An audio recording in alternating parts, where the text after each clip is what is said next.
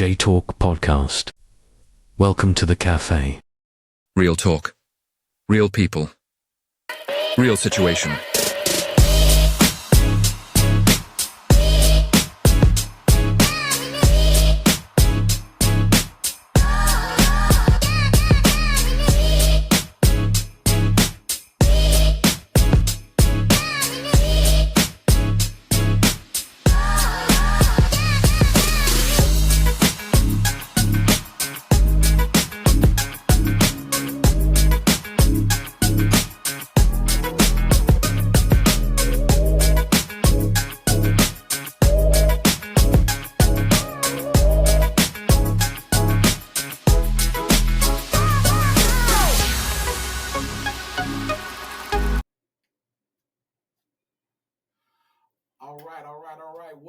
Welcome to J Talk Podcast. Real talk, real people, real situations. Hey y'all, we are back. We are back in the cafe one more time.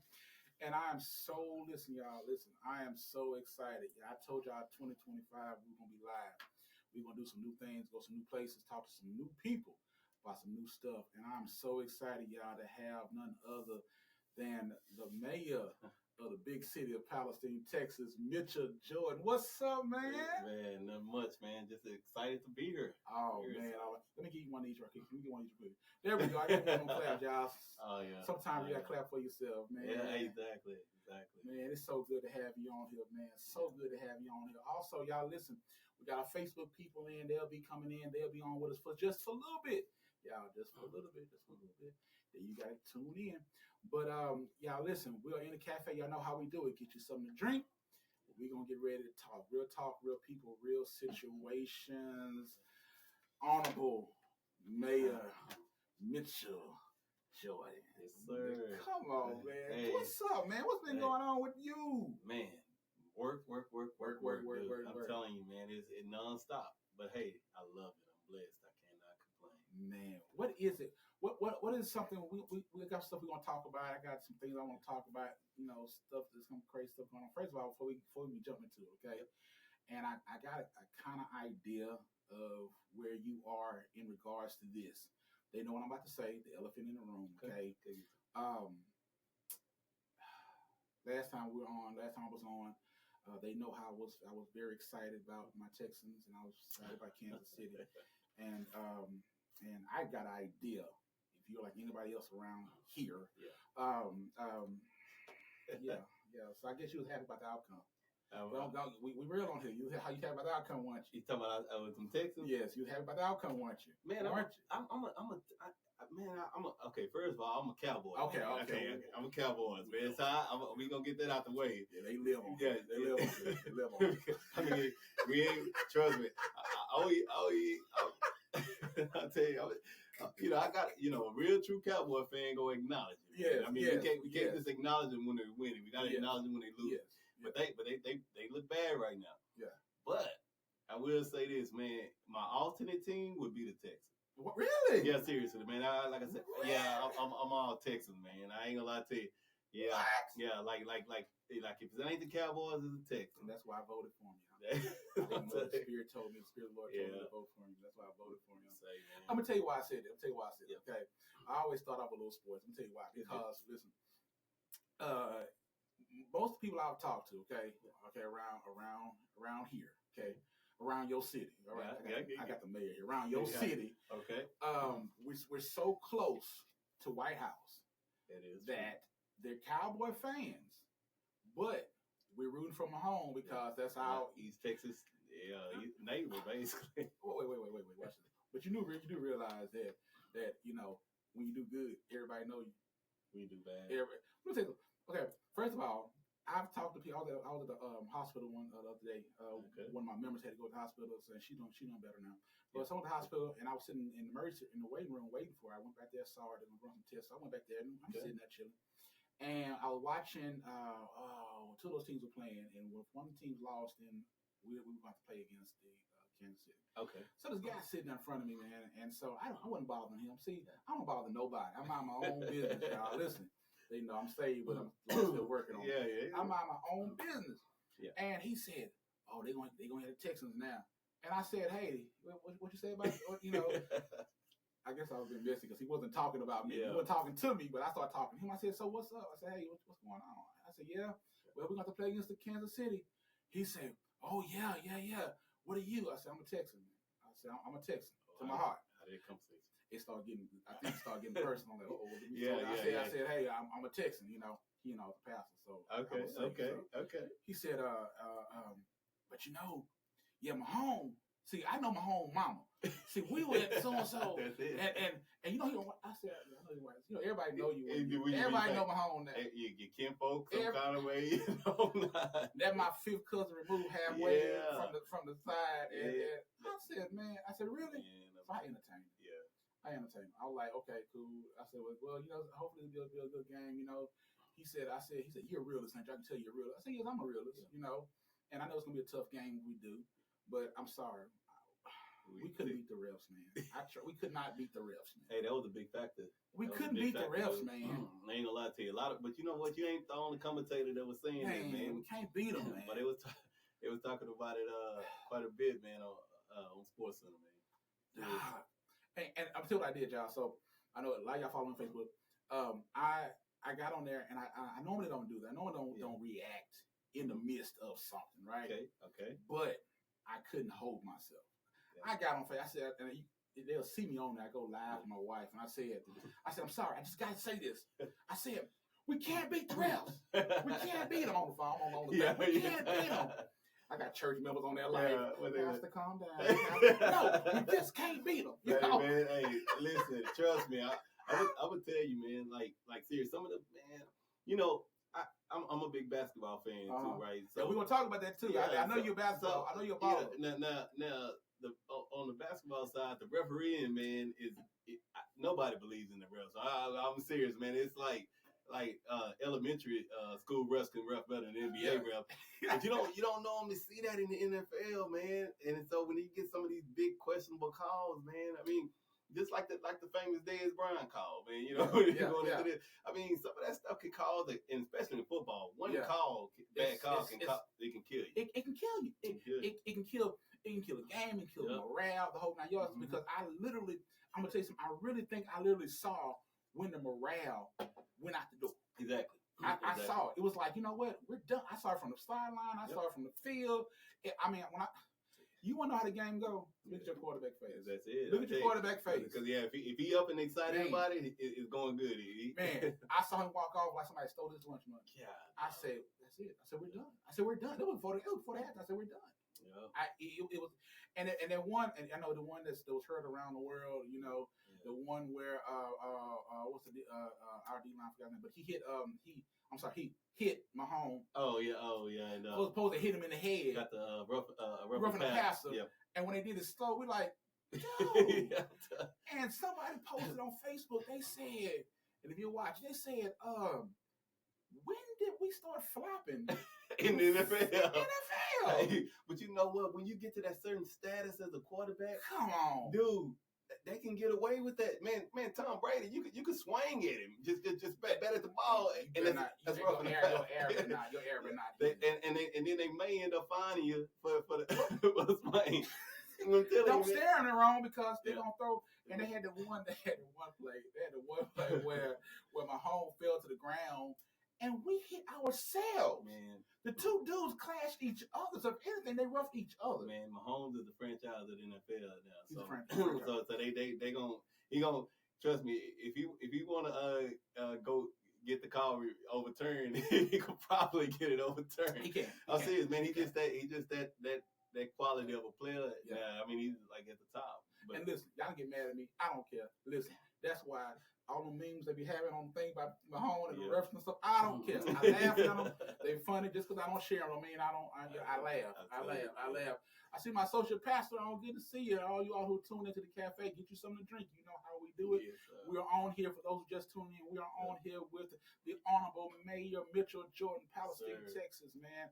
So we were just trying to talk about these games real quick. We're going to move on, but because I'm still praying and still trying to get myself back down from all of that. But I'm gonna tell you something. I told had Pastor Parks on here, and I told Pastor Parks, I said, listen, yes, I want us to win. If we don't, it is what it is. But I want us to win. I don't have no money. I don't have no money in this game. Yeah. So, but I said whoever wins, Okay. it's gonna be a good Super Bowl. Oh yeah. Whoever wins, Yeah, it's gonna be watch worthy. Man, I'm telling you, man. Who shocked me, man, is them Commanders, man. Let me tell you something. I think they shocked everybody. Can I be honest with you? Can I be honest with you? Breaking news. Breaking news. Give it to me. Give it to me. Breaking news. He's officially my favorite quarterback. Oh yeah. Okay. Okay. Listen, I'll tell you what.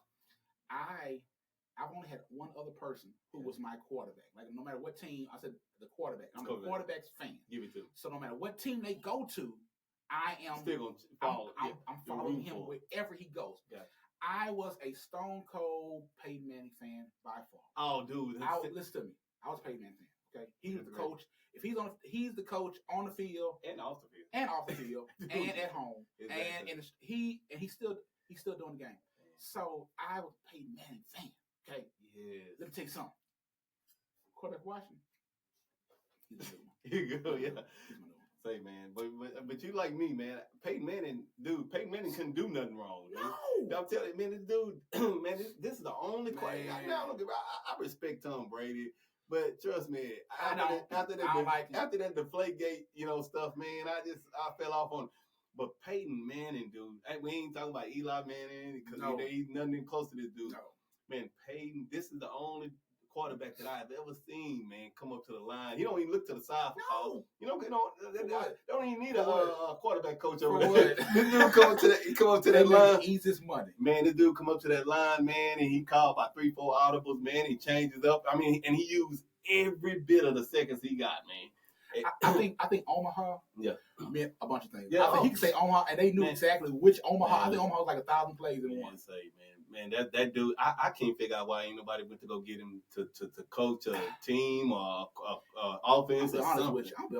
I bet you they have. I think he's just fine doing what he's doing right now, making commercials, and coaching the what's the NFL rookie sports the week they be having and everything. Man.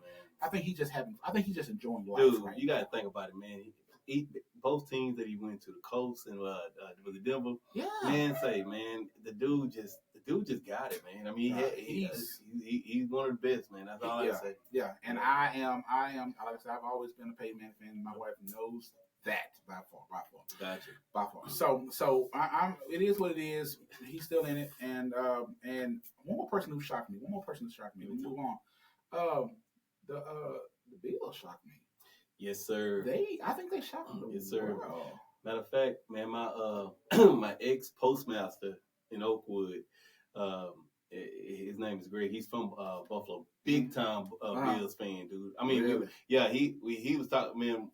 2 or 3 years ago, he told me the Bills probably will make it sooner or later. Wow. Man. And I'm telling you, man. And matter of fact, he's a pastor. He pastors out there at the prison unit. He pastors out there at the prison unit, man. He's a good dude, man, but a huge Bills fan. Really? Yeah, if they make it to the Super Bowl, he's gonna be there. I'm gonna know where he at. I'm gonna definitely know where he at that day. Yeah, he ain't gotta look for him that day. Wow. Yes, that is something. So I'm very shocked to see what they're gonna do. Yeah. I was very shocked against the Ravens.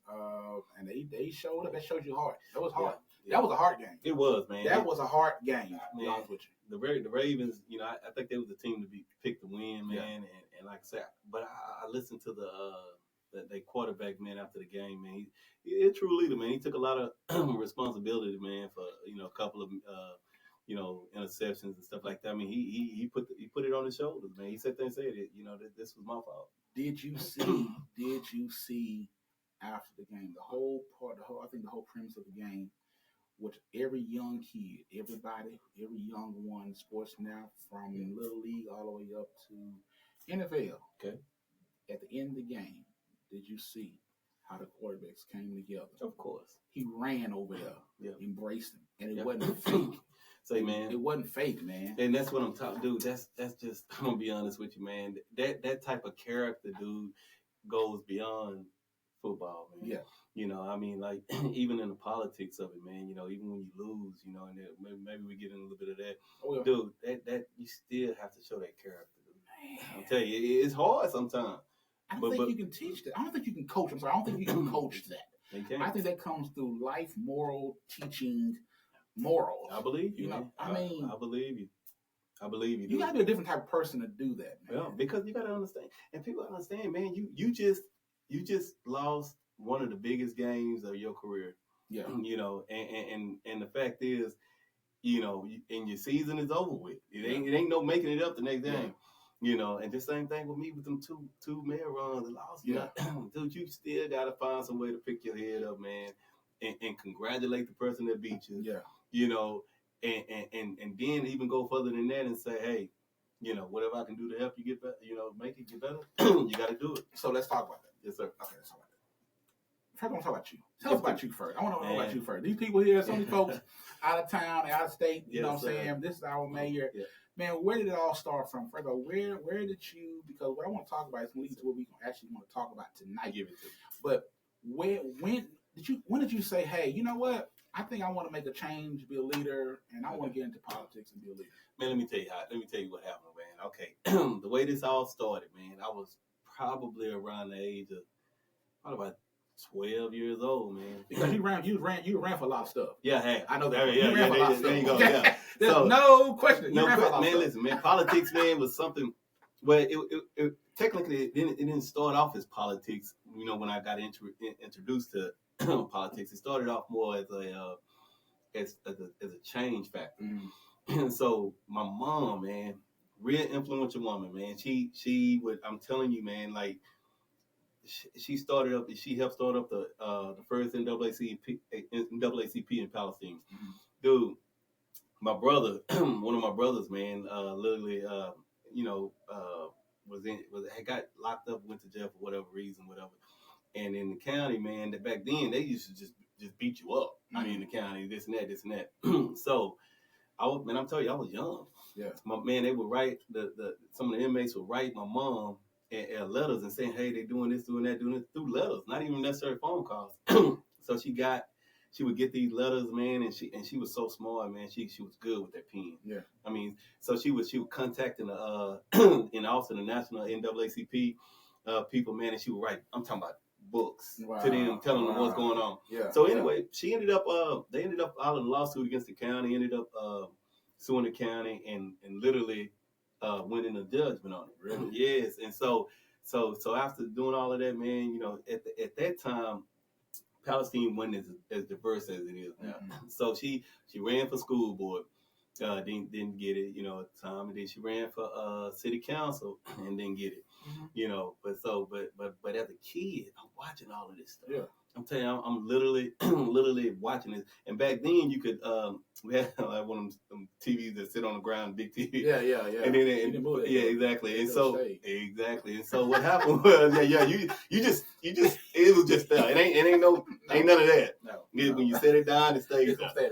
It's And so man, so what we would all do, we'd all get together, man, all the family, man, you get together, and the way we find out if she won or not, at the bottom of the screen, it'd be newly elected such and such. I mean, because it'd be a bunch of elections, but we just looking to see if her name can come across. Yeah. She said, you know, and it never came across as a winner, man. It never came across. But still, so I'm gonna tell you something I really don't tell to me. So that literally stuck with me, man. You know, it wasn't.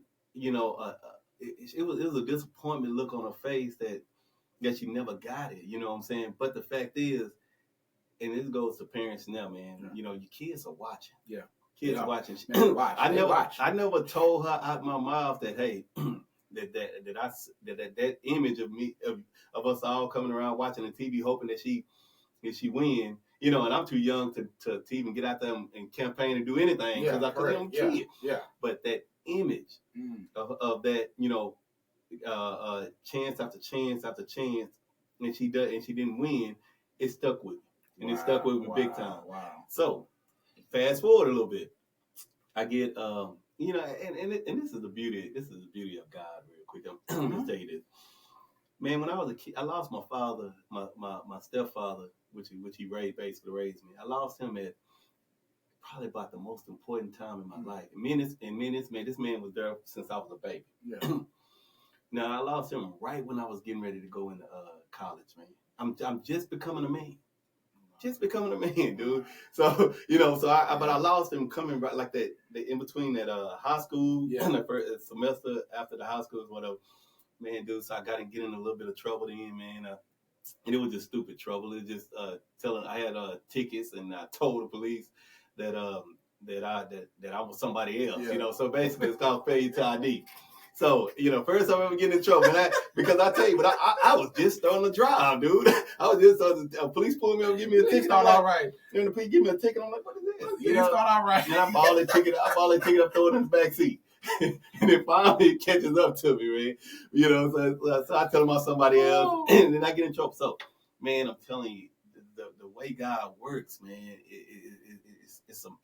it's such amazing that it's scary. Man. It's scary, man, because if for my mistakes, and I tell people all the time, man, you know, you can your mistakes can turn into blessings. It just matters how you deal with them. You know what I'm saying? Come on. So what I did, man, you know, when I went to see, matter of fact, it was judge. Well, I can't think of that judge. He's still judge now, and he remembered it too. Well, I went in front of him, man, and I was not the rent, but man, the other one, man. I'm gonna think his name in a minute. And so, and me and him talk about this all the time. Yeah. Dude, he showed mercy, man. He could have said, "Hey, you gonna do this, do that," but he did. But what he charged me with was to, first of all, get enrolled in school, in college, and to do community service. Say them two things that he did, and understand, I wouldn't know went in front of him if I didn't make that mistake. Man, say those two things changed my life.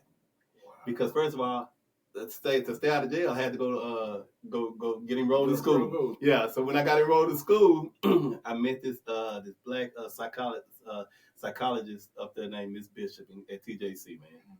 This woman was so sharp. She opened me up to a whole new world, dude. And I'm telling you, I'm gonna tell you this one thing that she told me, man, that really messed me up, because I'm just thinking, okay, it's school like our school. Yeah. Man, she say, hey, I want everybody in the class I'm gonna ask y'all different opinions on current affairs, and you give me your opinion on it. So she said, your stance on it. Yeah. So she asked somebody. She said, what do you feel about She said, how you feel about affirmative action, or how you feel about this and that. So when she got to me and I said affirmative action, I said, yeah, I believe in affirmative action, you know. And she said, and then she asked the other one, how you believe about gay marriage, all this stuff. So she literally went around and asked the hottest question that you could possibly ask everybody. So then she came. So after that, she said, well, I want you to write a 3-page whatchamacallit on why you believe in affirmative action. So I was like, Miss Bishop, you know, I say, I don't believe in. I said, I do believe in affirmative action. She said, okay, I understand, but I want you to write why you don't believe in affirmative action. I'm like, Miss Bishop, I don't. I'm telling you, I believe in it. Yeah. She said, well, how can you believe in something if you don't understand the other side of the story? Wow. Dude, so that was the first time in my life I had to literally literally have to make myself think on outside the box, dude. You know what I'm saying? Yeah. And so now I started applying that to everything that I did. So even if I believe something, I had to start understanding why did the other side believe what they believe. Why they believe. Yeah. Now they may not be right, but for you to make the argument to them, you have to understand. You know, you look at Jesus, right? When Jesus went to preach to him, Jesus already knew he already understood. He's the answer, the truth, the light. Correct. Correct. And so he knew he knew what they needed to feed them to understand. So basically I started applying that, man. So when it came to politics, you know, I'm okay. If I disagree with a person on politics, my job is to, before I could make my argument to them, try to figure out why they think the way they think, you know, and then that's how you answer those questions, instead of, because if you dodge, you just run into a brick wall. You just you know, that's an argument then. But anyway, so I went in there and I came back out of school with that, and then I mean that one part of school, and it was just perfect. You know, I started applying it to my daily life, and then the second part of the community service, which was amazing, man. It was. Man, my mom was retired. We just lost, like I said, I lost my father. She was stressed out. So what I did, went and volunteered at the Meals on Wheels. So as a driver to go deliver food to senior citizens, right? Say, man, my mom, man, we spent some of the best times we spent together, man. Because we had a lot of time. I was eating with my mom. She would sit in the back. She would prepare the food, you know, and this and that, because she was retired. And like I said, but the fact that she was just at home by herself because of the loss of our father, and then gave us something to do.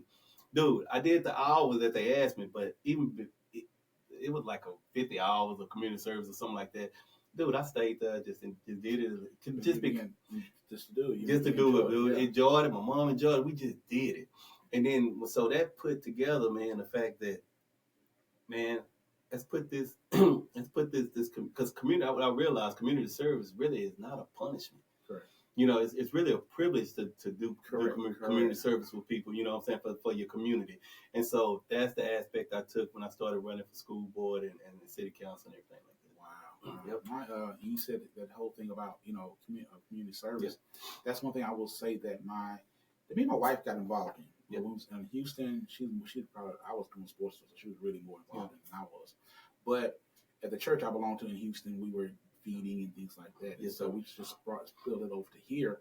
And so that's one thing that we instill in our children. You know, when they had a thing with Toyota, we over there help put bags together. You know, awesome, man. Meals on Wheels, things like that. Matter of fact, me and my wife, we used to drive from Meals on Wheels. We used to go that's awesome, man. We met these many people that we just love to this day. And, you know, and we enjoy doing that. You have to, it's something you got to just really enjoy doing, you know, and everything. But at the same time, like the children right now, you got to instill it in them to want to do that. You know what I'm saying? My son enjoys it. My son, you know, he looks forward to us going and doing those things. You know what I'm saying? But that's pretty cool. That's that got you set up. Because like I told him, I said, you ran for a lot of stuff. Man, a lot of stuff. And it's something else that you said that I was trying my best not to touch on. I was gonna leave it alone. I forgot where we at. Where we at, y'all? We in the cafe. Real talk, real people, real situation. You too, man. Ain't that right, Facebook? So, learning how to lose. We did a podcast. We did in a podcast we did later on. A while back, I did this with someone, I can't remember who it was, but that came up. Yeah. And I was saying in there, I said, listen, in order to win, you gotta learn how to lose. Okay. Yeah. You gotta learn how to lose. Oh man, I'm trying to figure out something now. I got the mayor's and I'm trying to figure out something. Now, I just said that you ran for a lot of things, which means that in order to run for a lot of things, you had to lose a lot of times. What made you, for those who are watching, okay, and I'm going to say my speed, but what made you say, you know what? I know I lost, but I'm going to keep on doing this. Everybody, that's a good question. What? Let me tell you real quick. The elephant in the room. This is breaking news. Man. Everybody want to know what kept Mitchell Jordan to keep going to one day finally break history and become the first black mayor of Palestine. You know what? Texas. I get a lot of questions asked, dude, but you asked the $1 million question. Dude, I tell you, that's the $1 million question, man. I'm serious, and that's and people that know me, they already know what I'm gonna say, dude. My mother, really, dude. I'm telling you, my father was a disciplinarian, man. He you know, my stepfather, when he literally said something, he meant it. Yeah. He was ex-military the whole nine. My mother was just that. She was just that pure love, man. She just, I'm telling you, the way we grew up seeing her, how she took kids in from the entire neighborhood, dude. I mean, she raised, and this is an accurate number, dude. And anybody that know, she raised over 10, 12 kids that wasn't even hers. Wow. That wasn't even hers. Wow. We only lived in a 2-bedroom house. Wow. Dude, I'm telling you. So this is it. So and everybody gotta understand, man. Growing up in the South End when we was kids wasn't easy, dude. Yeah. It was not easy, man. I'm telling you, those seniors that was in that community, from Miss Leola, which was the candy lady, you know, we call her, you know, and I'm telling you, from the teachers that lived on Miss I think lived right off of Campbell. I mean, listen, I'm telling you, all of these people, Miss Glennis Decker, them that taught, they was Dennis Smith, man. They when they taught us out of love. It wasn't because they knew what we was going, our future was going into. But the thing is this: the reason I did not quit, man, is because, dude, I wasn't raised like that. And it's a big factor, man. Like my brother Kenner, he raised us up from man, basically 3-4-year-old all the way up through college, high school to college playing basketball. Okay. We was really good. We blowing people out. We didn't believe in losing. Yeah. If we lost, we was crying. We was depressed. We just hated it. We was a little bitty kids, dude. I tell you, we hated it. Yeah. But we was so good that we was always beating everybody, man. But then when we got to that point where we ended up running into a team that was better than us, nobody liked that feeling. We hated that feeling. That feeling lasted until we played again. Yeah. So let's fast forward. So I'm getting into an arena that I ain't never been in before. Yeah. First was school board. Yeah. Man, I ran for school board, man, and I ran for it twice and lost, man. So you gotta think. We were there. We saw it. Yeah, exactly. So you think about it. Now, I lose the first time, didn't make it. I lose the second time, didn't make it. My intentions was to run a third time until I get a phone call, man, from a gentleman by the name of Mr. Isaac Wynn. And Mr. Isaac Wynn tells me, he says, "Hey, man, I see you. I never met him before." He said, "Hey, I see you, man. You really look like you're hungry for, you're interested, man. Have you ever thought about running for any other office, man? I mean, city office, this and that?" And I told him, I said, "Man, I'm always been in the city government, man. I love city government." I say, "But kids are my passion." Yeah. I told him, I say, cause dude, the thing about the kids, man, they need an advocate for them to speak for them, this and that. He's like, "Man, you need to really just look into that. So I started doing a little research, man, and finally I'm like, okay, man, you know what? I can do this. You know, I looked at all what goes into it, the whole 9, this and that. So, man, I threw my hat in the race. But one thing I did that I didn't do in the you talking about the race for what? For city council. I'm about to say, because you put a bunch of them. Put the title on it. Put the title on it. Put the title on it, man. Yeah, because you can look. I can lose in there because I ran for so much stuff. City council, okay. City council, man. And so, but if it wasn't city council, man, my heart and passion was going. I was going eventually. Wasn't gonna stop till I became on the school board. Yeah. So, and then I realized, man, that city council is a higher seat than the school board. Yeah, you know. Yeah. So finally, man, I ran in there and do it, but then I started realizing I need this amount of money to get the signs. I need this and I need to go. Man, I walked the entire Old Town South End district, man, knocking on doors, doing it the old school hard way. Because I didn't have the money. I didn't really have the money to put out a whole bunch of signs and stuff. Say, man, so I get elected. Once I get elected, man, you know, first of all, it does shock a lot of people, man. Man, this young dude, man, he got elected, this and that.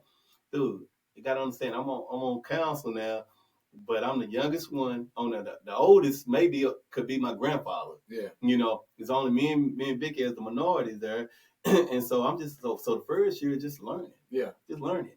But then the second year comes, dude. It's time for me to start speaking up and doing what I need to do. Yeah. You know. Yeah. Dude, so check this out. So every time I ran for anything, I always had a challenge. Even once I was elected, I never had a free reign to just go in. Anybody gonna run? Exactly.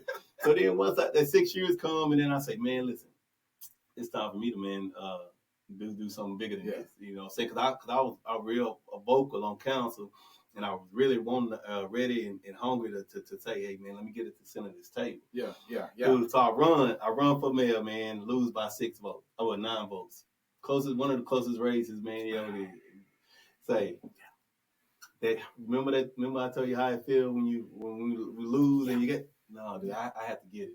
I have to get it. I have to go get. Listen. However I got to go get it, I'm gonna get it. Yeah. So I turn around, I lose, and I remember this now. The person I lose to is Miss Goolsby, and so after the election, you're already upset because you lost. You bad at yourself, really. So I still have to, after the recounts and stuff, you know what I do? He mad at himself. Yeah. He mad at y'all. I'm gonna be honest with you. Oh, mad at y'all too. Y'all dude, mad at y'all. That was really the disappointing part about it, because man, I go in Walmart the next day and I see 12, 13, 15 people, 20 people that didn't even go vote. That I knew was we can laugh now. Yeah. We can laugh now. You're going to talk about and we praying for you. You know, you didn't vote. Hey, I want to hear that right now. You didn't vote. prayer comes with work, man. It's work behind it. I'm Don't telling take what I yeah. worked today. I'm telling you, man. Yeah, you can't. I mean, I can sit here and pray for a job, but if I don't go out there and put in applications, I ain't gonna get it. Am I right or wrong, man? So I need you to put some work into pray for me and both for me, man. Listen, pray for me and both for me. Then I can say, Yeah, pray for me and both both for for me. me, man. That's all I need. And so I'm gonna tell you though, man, like for real, man. So I called up and I said, hey, Gooseby, hey man, congratulations. Hey, I'm here. If you need me, you know, let me know. I like I said, I can do whatever I can do, you know, to help you be successful. I'm gonna do that. Yeah. Man, it just so happened, man, about 3 or 4 months later, man, you know, you had an anti-Semitic rally, man. I mean, these people at the park bowling. Hold that thought real quick. Okay. Hey, for those just tuning in, this is Real Talk. This is J Talk Podcast, Real Talk, Real People, Real Situations. Hey, to my Facebook people, hey, make sure y'all tune in. We're going to sign out. Make sure you tune in. Cafe Talk -65. Cafe Talk -65. See the remainder of this. We got a little bit more. We got a while Some to good go. stuff, yeah. So y'all can be some good stuff. Tune in, tell somebody, and we get on there, like and share and subscribe. All right, like, share, and subscribe. See what else we're going to talk about with the mayor. We see y'all in a little bit. Peace. Thanks. So yeah, so they had to go. Y'all. All right, so talk to me. So that whole bill thing happened. Man. I thought that we were in the heat of the night. I ain't gonna lie to Dude, you. yeah, you know, I ain't gonna lie to you. I told you, man, I didn't think in my era, my day, that I would ever see that boldly of people covering their face, marching, giving out hate. I mean, expensive pamphlets about saying that mixed kids are abomination, that Jews ain't gonna replace them. I mean, it was some real bold stuff you might see in the city somewhere. You know? And so now understand, I'm not on council no more. So, but like I say, when I told the mayor that which is she's the openly gay mayor at the time, I told her, hey, whatever I can do to help you, I'm gonna help you. Yeah. So as soon as they did that, man, the following weekend, I started organizing and said, hey, we gonna, you know, the way you combat evil, man, you with love, man. Yeah. So I organized a love rally, man. Mm-hmm. And like I said, it wasn't even. It was 3 days after that time they did it. Mm-hmm. But 3 days, man, we had over 100 and some people at the Reagan Park, man. That was there. Yes, man. And see, and it drowns out that hate, you know, because I'm telling you, man, you gotta stomp that out wherever you see it. But let me tell you something. We were out there. When when all that happened, you know what I'm saying? You know, you hear about it. It's one thing to see it in person. You know, you see it on TV. Exactly. I taught history and all that stuff. I love history. Yep. But to actually see people out there with hate signs and things like that, and then and let me be transparent. Okay. You put the you put the whole love rally together, and so we out there, you know, it's gonna be love rally show for the show of love and everything. You can combat, you know, hate with love and all that stuff. But I ain't gonna lie, I came out there like, let's pop off. Yeah. I came out there like, I'm coming for the love rally. Let me tell you something. This ain't the heat of the night. Exactly. This ain't, no, it's going down today. Hey, for real though, because man, and you know what, and so a lot of people don't realize. So we orchestrated. You're right though, because we don't know these people's intentions. We do. All we know is that these people hate us for no reason at all. Was it true that a lot of those folks wasn't even from here? Some of them wasn't. Some of them probably was. Decided to catch on. Yeah. So I'm gonna go in there and I'm gonna let me. You know, and that's the thing, man. You know, they got on social media, man. They call me all kinds of stuff, man. Which is cool, man. They call me a token NIGA. They call me this and that. I mean, but you know what, dude? That's what John Lewis called good trouble, man. Good trouble, dude. And that's the beauty of it, man. It's okay to get in that type of trouble, man. Yeah. Because that type of trouble will always come out on the good side. Wow. And so, but we had orchestrated with the Palestinian Police Department to say, hey, you know, we having this, you know, we are nonviolent. Can't speak about these other folks, you know what I'm saying? Yeah. So we need, you know, just be on point, you know. Yeah. And so that's what happened, man. But then I'm gonna tell you how cold it is, man. Is the fact that I didn't get, like I said, I didn't get elected, but I understood the importance of us, you know, coming together as a community. Yeah. Because like I say, when you dealing with racial tensions, man, it's like a powder keg. You Yeah, know, yeah, it could easily blow up. Yeah. You know, all it could have been somebody just ride down the street shooting up in the air or something. You know, you just don't know, man. Yeah. But the thing is, we squashed that out. So anyway, Miss Gooser ended up resigning. And then I ran again against Justin Florence. Well, I ran again, but this time it was against Justin Florence. Man, so it was a short election, so I didn't have really time to put my team and everything together. But I ended up losing it. And so, you know, we was at City Hall, and then after I lost, you know, they got that feeling again. So I shake his hand and say, hey, man, congratulations. Hey, hope you do well, man. Let me say this before you go to the next person. When you ran against Gooseby, yeah. Gooseby, Mm-hmm. it is so okay. You remember when at Carter's funeral, Okay. right?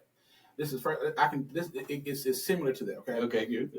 When President Carter his funeral, okay, and you remember when Trump walked in and he sat down, and then like all America said, okay, who's coming out next? Then Obama came out next. And everybody, like all cameras, like I don't care what news you wear, They was on all cameras was was watching this. Yeah. Like this was like the highlight of the year. Yeah. Let's see what's gonna happen. Yeah, exactly. And he does the coldest thing. Man, that dude is It's like he knew what y'all wanted. He sat next to him. This man called him everything but a child of God. The whole 9 yards. Sure did. And Obama sat there, crossed his leg, and started laughing and talking with him. Hey. And all breaking news was what they talking about. Exactly. They even went and found professional lip readers just to see what they say. But they also got some funny stuff too because they Oh, I seen that. I seen that on TikTok, dude. I think I shared that to about 4-5 people, man, because it's so man. AI scary, dude. you know you're not gonna beat you. Yeah. AI stuff, man. But you know what, man? And I'm gonna tell you the truth, man. But that shows you, man, like the classiness, man, of Obama, man. Dude, I mean, you could learn a lot by just whether you like his politics or not. That's one thing. But the way he carries himself and the way he acts, man, it's almost textbook, dude. You can't change. It just. I mean, that's like I would tell if I had to tell my son to look to act like somebody. That'll be what I need him to act like. But let me tell you something. Yeah. The reason I said that is because I equate that literally to when we came to that rally, that love rally. Yeah. All eyes. I'm gonna watch it. I'm gonna tell you. If I sit there quiet, I ain't daydreaming. I'm gonna watch it. I watch it. Yeah. I worked in behavior all my life, behavior class, behavior students, whole 9 years. So I work in the prison. So by naturally, I have to watch and just know, okay, you're having a bad day, you're having a good day. Yeah. You're wondering about something, you got a question. So I'm gonna naturally do that, right? Yes, sir. And so I remember being at that park, Okay. and all eyes, people act like they're talking, no, all eyes was, okay, there's Mitchell. There's Yeah, I know. Everybody was looking. Hey, man, that was the elephant in the room. They was. You know how big that park is? Yes, But it was an elephant in yep, that room. you're right. Everything was, everybody was like, because it was such a hot and contested election, man. Dude, so hot, so contested election, man, and everybody was like, "Is they gonna speak to each other? Gonna talk to each other?" But you know what? But the way, you know what? And the catch is, dude, like you say, the way we came to each other. Yes. I called her up. I say, "Hey, Gooseby, can you come up here? You know, this is our mayor. You know what I'm saying? Hey, and this is what unity look like." That was my Obama Trumps. Yeah, exactly. That was that exactly right there. That was that. Dude, I'm telling you, man. And I asked her to say some words because first of all, she is an openly gay. She was a woman, but the fact is, and we know what they were saying was targeted towards her and blacks and everybody else. But I'm telling you something, man. The way God works, man. You know, just like Martin Luther King saying, you know, judging a person by their character. And not the color of their skin. Because it'll come to the character. Dude, if a good person is a good person, man, no matter what, man. You might not like the way they carry themselves, this and that, but they got to deal with God on that. Correct. But my job as a Christian man is to love everyone. That's it. It's to love everyone. That means I gotta love my white sisters and brothers, my Hispanic sisters and brothers, the poor, the rich. everybody. I got Donald Trump, Obama. You got to love them all, man. Correct. And you got to pray for them all. Correct. So basically, I'm always, and as I say, this is all testimony back to my mother. Yeah.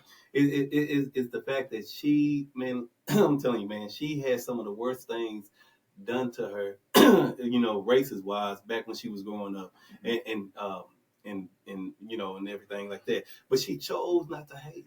She chose to love, man. She chose to embrace them people that hated her because she was such a Christian woman that she just to pray for them and love them anyway. Wow. And like I say, and I told you that what I do is, I'm telling you, because of those two people, man, my mother and my father. My father, a disciplinary guy. Hey, you ain't quitting. Yeah, You started, you go out to finish. So you pretty much heard they both saying, no, you ain't man, quitting. listen, man, my brother Kenan, man, pushing us constantly, man, like constantly as competitors in basketball, man. Yeah. And football. I mean, we just Coach Blake, we did not stop. If they told us to go through that wall, man, we tried to go through that wall. Yeah. We weren't gonna stop till we got through that wall. We believed so instilled in what they was teaching us that it was blind. We were going into it blindly, man. And that's just the thing, So even, and like I say, even growing up in the South End, man, you had to be rough, man. You had to be growing up, man. I mean, seriously. And the thing is, man, like I say, but all of those things, man, putting them into politics, man, it literally molded me for that role. I cut you off. Yep. You said you okay. So you lost the gold. Mm-hmm. Right? Yes, sir. And then you went on to Justin. Yeah. And that was it. That race, it started like it was building up to the last race I ran, but it started to get ugly. Campaigning, people turning up signs and putting right all ugly markers on your thing. So that it started to get like that. But like I say, I lost it. It was a short election, short season, so I had time to put everything together. And then I congratulated him, man. He's cheering, jumping up and down, And I told you the only thing I could think about, the only thing I'm thinking about, man, is that me being in sports, just losing the championship and how I feel. It don't feel good, but so you remember that. Real talk. You remember that. Real talk. but I'm gonna tell you some true blessing, man. Uh-huh. So after that, he ended up not running for mayor again, which I was hoping he did because I wanted to beat him fair and square, Yeah. Man, so I had two campaigns. I had two campaigns with a full-fledged team. Man. I had the money, had everything, but dude, I'm telling you, man, the third one, man, was nothing but God, man. Really, it's nothing but God. Man, listen, I had two signs. I had two signs to my name, literally two signs. Dude, I took those two signs, but before I even took them, I sat there in front of the city secretary. It was about 5 minutes till I had to turn in the packet to run for mayor again. But before that same day, I spoke to my wife. I said, "Hey, I know I've been talking about running again, right? This and that." I say, "So, I need you to know. I need to know it's okay for you, right? You're gonna be there, right?" She said, "Mitchell, hey, dude, if you really want it, go and do it. Yeah, right. So, and because it costs money, man. It ain't gonna lie to you. Campaigns do cost money. So I said, okay, great. So I went up to City Hall, filing the deadline. I got about 5 minutes, man. I signed the paper. But the difference that I did this time, man, and I didn't do at none of those other elections.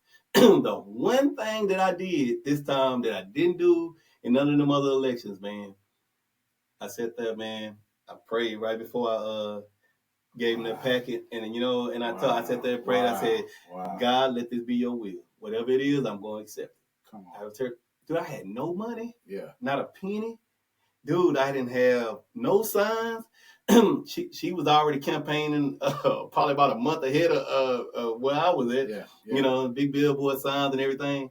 Dude, I turned that packet in, man. Say about a week later. Man, dude, I get a phone call from one of my current campaign members now, and dude, she said, "Hey, whatever we got to do, let's do it. Let's get you elected." they didn't know it from Adam and Eve. Yeah. Dude, then my team came back on board because, like I say, they were telling me, man, they like, Mitchell, policy may not be ready for a black male. They're just saying policy may not be ready for you. Scared like the Israelites. No, but they were just reading the facts because we was running like because it take a lot. I'm telling you, when you're running citywide campaigns, man, it takes a lot of effort, man, because it's so much ground to cover. It's so. Palestine is not small. No, man. Small. No, they're looking at the loot. They looking at it now, dude. It's go way further than that, dude. I'm telling you. And dude, and then you get some of these neighborhoods where these houses, it's just not stopping, man. I'm telling you. And dude, and like I say, even your team, they make phone calls. They gotta send out letters. They got put up flyers. There's been video. I mean, it's a lot, dude. I gotta be here. Gotta be there. This and that. But dude, I'm telling you, this is how God works, though, man. So they had a hot button issue at City Hall, and I went in and it was standing room only, And so the mayor at the time and the council was debate. They was talking about the lady that's running for mayor, if she qualifies to run for mayor or not. So it's concerning me, right? Yeah. So I'm sitting on the edge of the benches, man, and like I tell you, standing room only, and I'm the only one. I'm talking about really. I mean, because I walk in and it's basically all eyes on you because what are you gonna say? Because you running against her, what are you gonna say? Mm-hmm. Man, I literally sit on the counter side, and then this lady comes up and she's speaking against her what she was running or whatever. Yeah. Man, the mayor just goes slap off on this lady, man. I'm telling you, he goes slap off. He went off so bad on her because this was a town hall meeting. Yeah. Went off so bad on her that she was crying right there. So I got up, man, I want to speak after she do. Yeah. So when I went up and I told him, man, listen, you don't talk to your constituents like that, man. I told him, man, you degrading this seat, man. I mean, you work for these people, man. Now I'm saying, I didn't forgot it was a crowd full of people like that. I'm telling you, man, I done served on this council for 6 years, man. Exactly. I done served on the council for 6 years, man, and you turn it into a sham, man. I mean, this is ridiculous. I ain't never seen nobody on the council talk to their constituents like that. And me and him went back and forth. So the city attorney said, hey, told the mayor, call a recess. Got to go into recess. Call a recess because, it's getting heated. So he goes and they go into a recess to the back room. So when I get to talking, man, I turn around, everybody like, they glad, because you don't treat people like that. Yeah. That's when I get a phone call from somebody later on that night. And dude, I'm telling you, the rest is history, man. Wow. We put a team together, man, that dude, I'm telling you, only God could. But you pray, man, and I did. Hey, and I'm telling you, dude, it was. That's why I say that was one of the only things that I did different that I didn't do from the mother one, besides not quitting. And I was telling people, man, that people gotta remember this, and I'm gonna make it short. People gotta remember this. Those losses are not losses or failures. They only losses or failures if you quit. Yeah. You turn those losses and failures into experience or learning. So now in my mind, and now that the fact that I've done it, all it was getting me ready to do, get me ready for that position, because like I say, but then if I would have quit, if I would have never kept going, then that losses, they failures. Yeah. And so I tell people, man, do not quit, man. If it's something that you really, really want to do, keep going, man. Because like I say, because you the one determine if those times that you tried to get it, then you didn't get it, if they failures or learning. Yeah. To me, all of that was learning. It wasn't failure. And that's what it is, man. And boy, I tell you, it wasn't easy. And like I told you, that election, man, a lot of people don't realize what I had to go through that election, man. That to get to mayor, man. Listen, I'm telling you, me and my wife, dude, I could tell you, people coming there, they're sticking hate mail. They didn't want to send it through the post office because you could trace. So you can trace, yeah. They go to the house because my address is public access. Yeah. Open the box, stick it in the mailbox. I go in there, man. You see right on top of on the mail, man. Hey, you sorry? This I would never over it. I mean, all kinds of stuff. Yeah. So then me and my wife, we had to go spend high dollar on security cameras, man. I'm talking about it. It was just, I mean, McCall's. I tell you. Let me ask this. Yeah, and I didn't know about the car thing until we were at the yes, sir. at the MLK Mm-hmm. MLK Event, yeah. event, which was actually kudos. Yeah, Kudos yeah, to the yeah, MLK you- on that. Kudos yeah. for that one. Yeah. It was off the chain. It It was great. It was great. And that thing Duncan did. Oh man, gosh, man, Duncan. I almost asked him for that speech. I'm telling you, I wasn't because that But was let me all. tell you something. I think that okay. One thing, I'm getting around. Yeah. I'm gonna come back to that. The whole thing with you when you were running and stuff like that. Like I said, I didn't know nothing about the car situation, things like that, until your transparency course at the MLK. And I'm gonna tell you why at too. the MLK thing. Yeah. But let me ask you this question, okay? Because we talk about hate and things like that, and especially nobody's born hateful. Okay, Exactly. they're not born like, you know what? Ugh, I hate you. They're not born like that. Sure not. They're watching, they're listening. Yeah. They don't know exactly how to process what they're hearing from parents or whoever. Yeah. And I don't like I say, I don't even know if you even know whatever, was an investigation, things Yeah. like that. But I'm talking about based on listening and hearing, Right. and even working in the school system and things like that. Yeah. I came across a lot of kids who just saw what they saw on TV, on the news, heard mom and daddy, oh, I don't like him. Oh yeah, you boys tonight. Hey, let's go, because I don't like him. He's black. And I'm like, Yeah. well, okay, what do you like about him? But Well, mama don't. You know what I'm saying? Exactly. Say, man, let me tell you something. I was going to speak on that too at the MLK parade and stuff. Mhm. Dude, do you know they did a social experiment, man? They took a white, Hispanic, and a black kids, and they put all of these different these kids, and these kids was like walking age, and they could talk and communicate whatever. But they was really young. I think they like maybe like 3 or 4 years old. Dude, they switched them with different families, dude. I'm telling you, man, this is made. Dude, the whole social experiment was, and I learned this was in college. Miss Bishop now. Dude, I'm telling you, man. Wow. They proved that racism is something that's taught. You can't. It's not something you're born with. Yeah. They proved it because of the simple fact the way that the social experiment went. Man, these kids did not see color.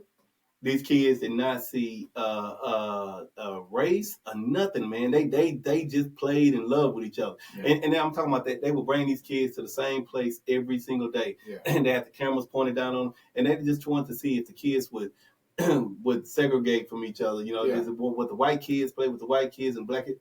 No. And they did this for like dang near a year. Really? Dude, I'm telling you, man, you gotta look this stuff up. Wow. and so that right there tells you that hatred and racism is something that's taught. Yeah. This is why it's so important that you have to stomp it out when you see it, man. Yeah. Because people want to teach that. People want to feed this to individuals, man. Yeah. Just like Harris said, that's what he knew. That's what he was around. Correct. And then like you say, once he, Jesus intervened in his life, man, and showed him a better way, the truth, it changed him. But that's the thing. I give kudos for him standing there. Listen, for those who don't know, this is a white pastor in Palestine who literally in front of a room full of black folks on an MLK banquet or gathering says that, and back in the day, I was that person. I was that racist person. And Jesus had to come in and fill me up. And now he's standing at an MLK and speaking and encouraging. Man, that said a lot. If you ain't got a testimony, man, you ain't got a story. You ain't got a story, man. I'm telling you, because everybody goes through things, man. And that's why I'm so quick to tell my story, man. Listen, I'm not perfect. I'm just a work in progress, man. Yeah. And that's the thing. So, it's just the fact that I choose to try to strive to do better every day. Correct. We're going to mess up. I'm going to mess up here. I'm going to mess up there. But ultimately, I wake up every morning, pray every morning, pray for my family, pray for the people that despise me. Yeah. Because, man, I know better. It's the people that like us that know better, man. It's our job and our duty to try to help the people that don't know better. But that's what I tell the church, and I try to spread that out. Not just here on the hill, but just out and about, and not just here in the cafe. I try to spread it out to tell people, listen, it's not about you failing. Nobody cares about you Sure falling. don't. Okay, we fall, we mess up. That's what we do, right? Get over it. Get up. I said the losers are the ones who fall and they done. Exactly. They don't. That's it. They That's don't. it. They accept their fate. They accept their fate. And they say, it is what it is. I'm done. And to me, like I say, those are the losers, right? Yep. I wouldn't be here today if literally I just said, you know what, deuces, I'm done on that first failure. But like you said, it takes those failures, and that's what we have to teach our kids, even some adults, a lot of adults, that it takes those failures, it takes that losing that race over and over and over. It takes me applying for a prison to be a chaplain, and they tell me you're not qualified enough. Go to another one. They tell me, well, no, we can go with you. If I stop there, then it is what it is. Yeah. But for somebody to say, hey, I need you to come preach 1 October, and then come to find the next October to the date, I'm going into that chapel as the chaplain of that. You know what I'm saying? And I was ready to say, you know what, I'm done. You know what I'm saying? But we have to, like you said, hate is something that is taught. But I guess my question continues to be is why? Why do we even teach hate? And the reason I'm saying this right now, we're approaching Black History Month. Okay, we're approaching Black History Month. We know, we quickly that's the shortest month of the you know how we have fun. So we're doing it. We just finished celebrating Martin Luther King, and we just elected a president who a lot of people who do hate pretty much carry as the mantle for feel like he is their representative, and and of course we see little things here and there and stuff like that. But why is it we gotta keep the hate thing going, man? Man, I tell people and this. Politics, it comes out so much during politics. Politics time. Well, back to what you were saying with this being Martin Luther King's birthday, dude, how many times did he go to jail? How many times did they got beat, him and John Lewis? How many times did they get threatened before civil rights got passed? Yeah. Like you said, if they stopped, we wouldn't be sitting here today. That's what I'm saying. And that's the thing. No.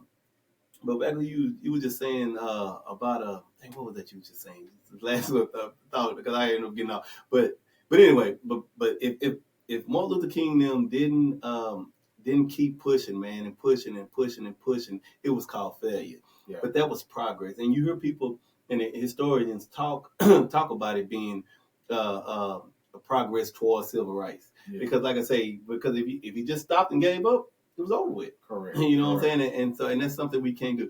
Now real quick back to that Justin Florence. Well, not the Justin Florence.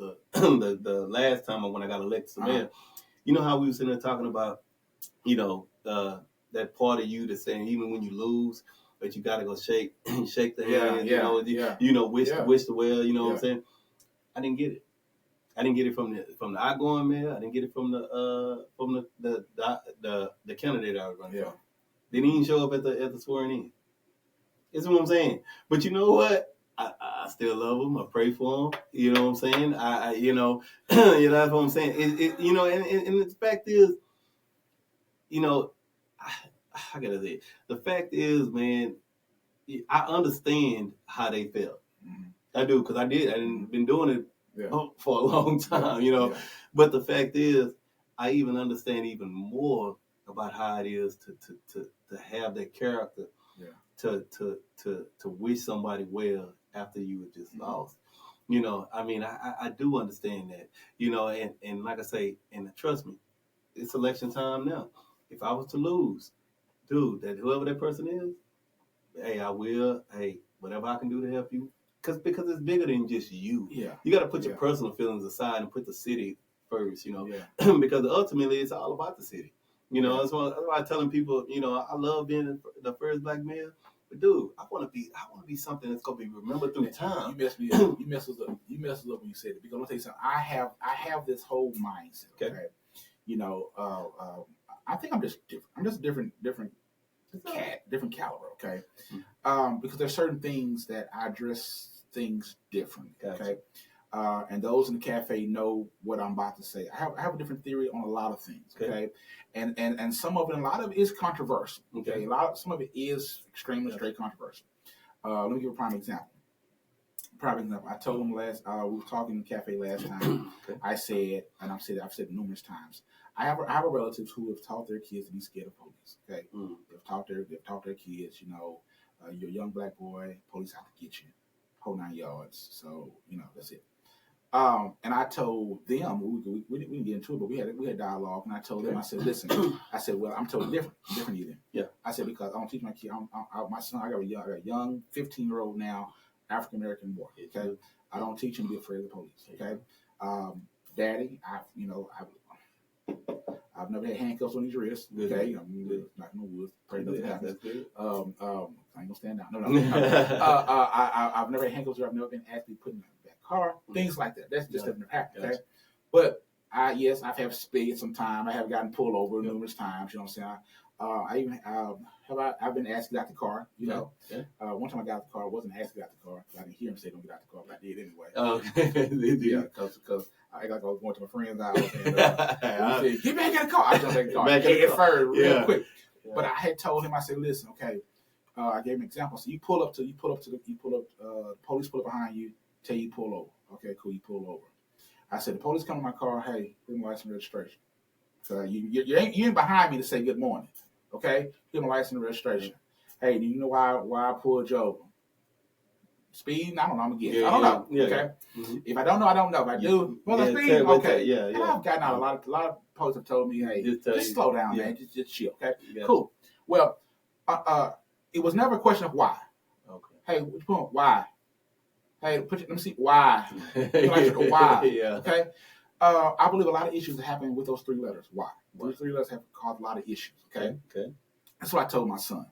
I said there are people who get paid, who went to school for 8+ years to deal with anything that's going on right now. Yeah. You tell me get out the car. Guess what I'm doing? Get out the car. Get out the car.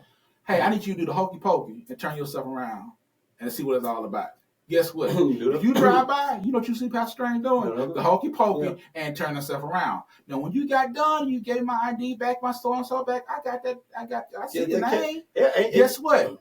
I'm going to make a phone call, and before I get done, it's going to be strange police department. There you go. And see, and that you know I'm what? just saying. And that's you said it all right there, dude.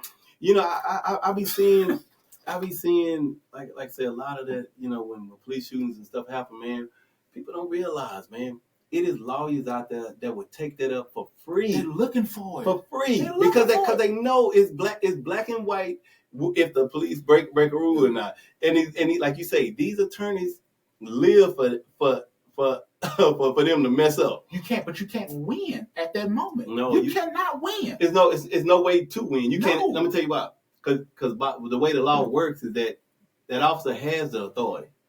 First of all, there you go. If they have the authority, so you don't have the authority. You have rights, but you don't have the authority to. He could find a way. He could find some in that book to make it where he had the authority. And then all you have to do, like you said, after he left, hey, you got the officer name. Then that body camera and everything. It's right here on this thing. This guy. Exactly on that paper, and even if it ain't on the paper, and he give you a warning, and he made you do all that. Just get his name. I mean, you ain't got to get. I'm gonna tell you why. You don't even have to get his name. You could just get the time and the date and the location. Y'all hear that? They remember that? Yeah, it's a time and the date and location, and we can pull it up exactly what officer was on duty, what his patrolling was, the whole 9. So basically it's this, man. Just do whatever Okay, have you seen the movie Crash? Yes. Man, the guy did is that you do everything that they say do, because I'm gonna tell you, just like we was talking about earlier, that embarrassment, that insults, all of that could possibly be a blessing. All of that. It could might be a blessing. Y'all get that on the way home. Did you? Y'all get that one on the way home. It could be a blessing. It's a blessing. You know what? That like I told you, when I got in trouble, it ended up turning out to be a huge blessing. If you go encounter something like that, do what they say, because like I say, your life is more important than that. Because like I say, you could be in the right and then do that one thing wrong To give an officer to shoot you, and that officer's in the right. Yeah. Because he was fearing for his life. If you give him that one thing, fearing for his life, exactly. The whole 9 yards. So just do what you gotta do, because like I say, the blessing could be, man, like you say, it could be strange police department. I mean, the strange police. And let me go on record and say, yes, I understand, and I do acknowledge there's some situations where you got a homegirl who got killed. She was sitting in her dining room, and police shot through the window. Okay, we're not talking about situations like that, no. But we're literally talking about the situations that happen literally every day, somewhere in somebody's state that has happened, where it all started with the question of, why am I doing that? At that time, it's not about who's winning, who loses, because at the end, guess what? You play your cards right. You're going to win, and you're going to win it. If you're doing what you're supposed to do. Okay. Now, don't have no whole bag of weed in there, and then gonna get mad because they pull you over, and the whole car smell like dope. I'm not saying that. We're real on this. You got to be real. See, and I'm gonna tell you like this: you look at the George Floyd situation. It was nothing George Floyd could have did different than to make that go any different. Correct. The man handcuffed on the ground. They got a knee in his back. He can't do anything. Correct. What should have happened with that is that the mother officer should have stepped in. Correct. And I'm telling you that, like, situations like that, that's just cold-blooded murder. Correct. Cold-blooded murder, man. But when you wrestling and tussling and fighting with officers, man, I'm telling you, by law, man, they supposed to use the minimum force necessary. Correct. But that's at the exception of the officer. So if he say, I was running for my life, or that person reached for my gun and I shot him, he right. He can get away with it. I was taking a class, one of my clinical pastoral education classes, and one of my professors, Dr. Wood, he challenged me. Okay, we had a assignment we had to do, and it was you putting yourself in somebody else's shoes. Let me tell you, I'm gonna tell you what messed him up. I picked. Matter of fact, he brought up George Floyd. He brought up, and that was when this stuff really happened. Wow. This stuff. And so he asked us to take a side, and whatever. And in my assignment, on either side of my assignment, guess who I ended up being? I was the officer. Oh wow. I messed the entire class up. But one, I was the only black person in the class. Oh wow. First of all. Yep. Okay, me and the professor. Okay. Yep. And I said, no, we're gonna really look at this. Yeah. And because what you said was, that you would look at stuff from the other side of the table, right? Yeah. And that's what I did. Okay. And I'm gonna tell you what I did. I'm gonna tell you what I did. So I investigated his whole background. I did the whole thing. I looked up his whole thing, where he came from. One of the things I found out was that even when he went, if you go and look at, let's say if you go look at his high school books, right? Yeah. He was nowhere in his high school yearbooks, right? Oh, wow. He wasn't involved. He wasn't popular. He wasn't really involved in anything. When he went through the academy, right? Yeah. They said he drove a Crown Vic to the school. He drove a Crown Vic to the school, so he's there. Yeah. Like, so he's already he needs some sense of power. Yeah. He worked in like the clubs and stuff afterward, Yep. And he said he was real because he wanted that power, right? Yeah. Because he never had that power when he was young, right? Exactly. So I put myself in that. So the way I was breaking it down, I told him, I said, hey, I was look at my yearbook. You never see me in the yearbook. I was never in so and so. Yeah. I said I did get an ROTC just because I wanted to have some type of whatever. Yeah. I joined the police report. I said, if you ask the other officers, I never went out with them because I was always at home playing cops and robbers at home because I wanted this. I couldn't wait to have this sense of power. I said, and then this day I decided I responded to so. I put myself there. I responded to so and so. I said, and I had the guy down on the floor, and I was choking him, and at that time I had power, right? My what you call it, because I was the lead person, I was the head officer. Yeah. They knew not to intervene because I'm the head. So I'm in charge. Yeah. I always made sure I was around people, other officers who were rookies. I never had myself around those who were above me. Wow. I was always rookies because I needed that power. Yeah. I was on top of him. I was choking him. I would let him go. Okay. I would let him go. Yeah. I said, but there was people on the side telling me to get off of him. Get off of him. Get out. You're killing him. Get off of him. If they had just shut up, I might have stopped. Wow. but I had to have That's power, power. and I was not going to do what they would, because they were telling me to Yep. do it. I was not going to do it. Hey, And guess what messed them up? What's that? They messed the whole class up. This last part messed the whole class up. Give it to me. I said, I didn't mean to kill him. Oh, I wasn't choking him to kill him. But I had to have the power. He was obsessed with power. If y'all had just shut up, Yeah. this wouldn't have happened. Dang. But I kept on going. And guess what? Yeah. Unfortunately, I ended up killing him. and throwing your life away. That messed the class. But it's the, you know messed what? him up. He was addicted to power. He was addicted to power. Power. He was addicted to power. Nobody could tell you nothing. Nobody could tell. But it's people like that, dude, and that's a I know. real disease. We just voted. Yeah, it's a real disease, dude. I'm telling you, man. You know, and even when people when they talk, like say, you think about it, man. I like even with Donald Trump in office, right? You think about it like this: God don't make mistakes. Man, stop. You talking to my church now. I literally, Man, God don't I've make been saying it mistakes. for the longest. God put him there for a reason. Correct.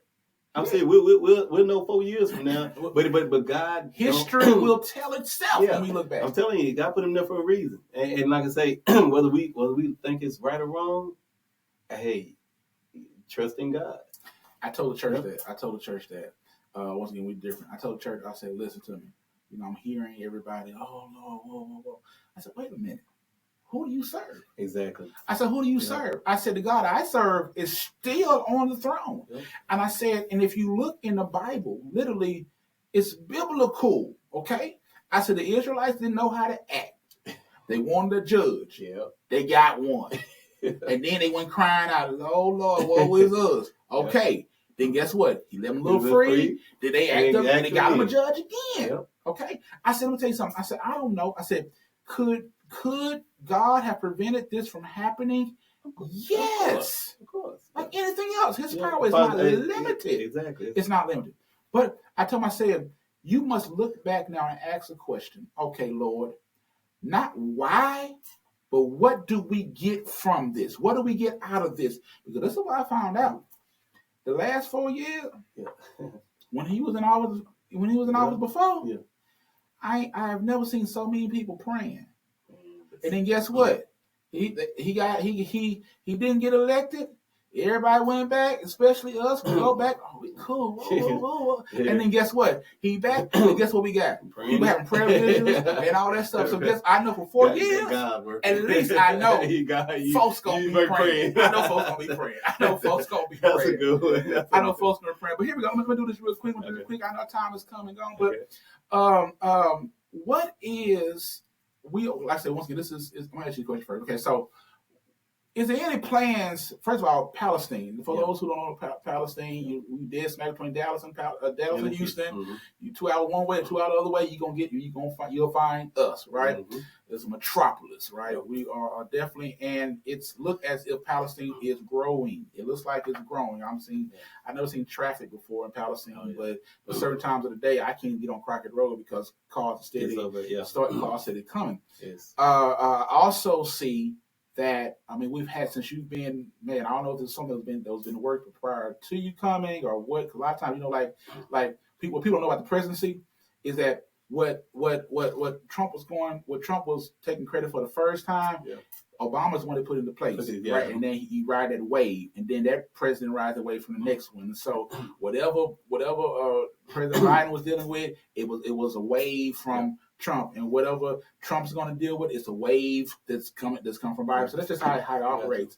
And so I don't know in the mayor area, is it a wave like? So we got all these places now. Since you've been mayor, we got. I never thought I'd see a Ross or Marshalls or things like that. I'm driving around like, okay, we got renovations going on, buildings getting built. Let's talk. It's something different, man. So what's going on? It's looking different from the mayor seat. It's looking different from the city itself. It's looking new. So let me tell you how they work. Some of the stuff are pre-worked before I got there. Uh-huh. But the catch is this, man. The mayor has the power to, at the city of Palestine, because the mayor signs off on it on the business. Like LS Yeah. Tractor, that's all me. Yeah. You know, then you have man, what's finna come? You probably hear me announce it. This coming to Monday. It's another major. Breaking news.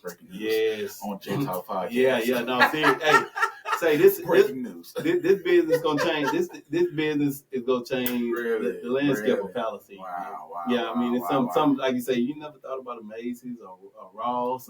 No, absolutely not. never even been in Palestine. Because I was so hurt. I'm saying I was butt hurt. Yeah. When J.C. Penney's and Bills, I was butt hurt because I had a credit card to both of them jokers. That's why I can go get my clothes. Now to go right down Tyler now to go get my clothes. So I was hurt. I'm like, Dude. why people leaving when I need? Why y'all leaving the way? Man, listen, man. I took man when my brother passed, man. I had to go find a black shirt, man. Say, dude, it really woke me up. That was probably 3 years ago.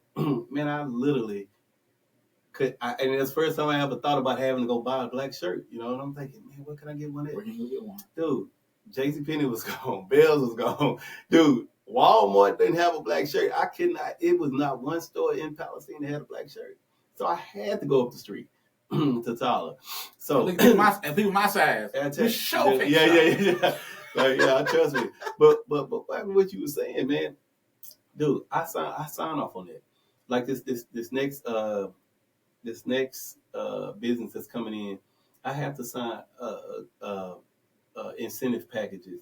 Agree to these incentive packages that to bring these certain businesses in. So if I don't sign it, it don't happen. Yeah. And so, and then also, but the power that the mayor do have, that's probably one of the more.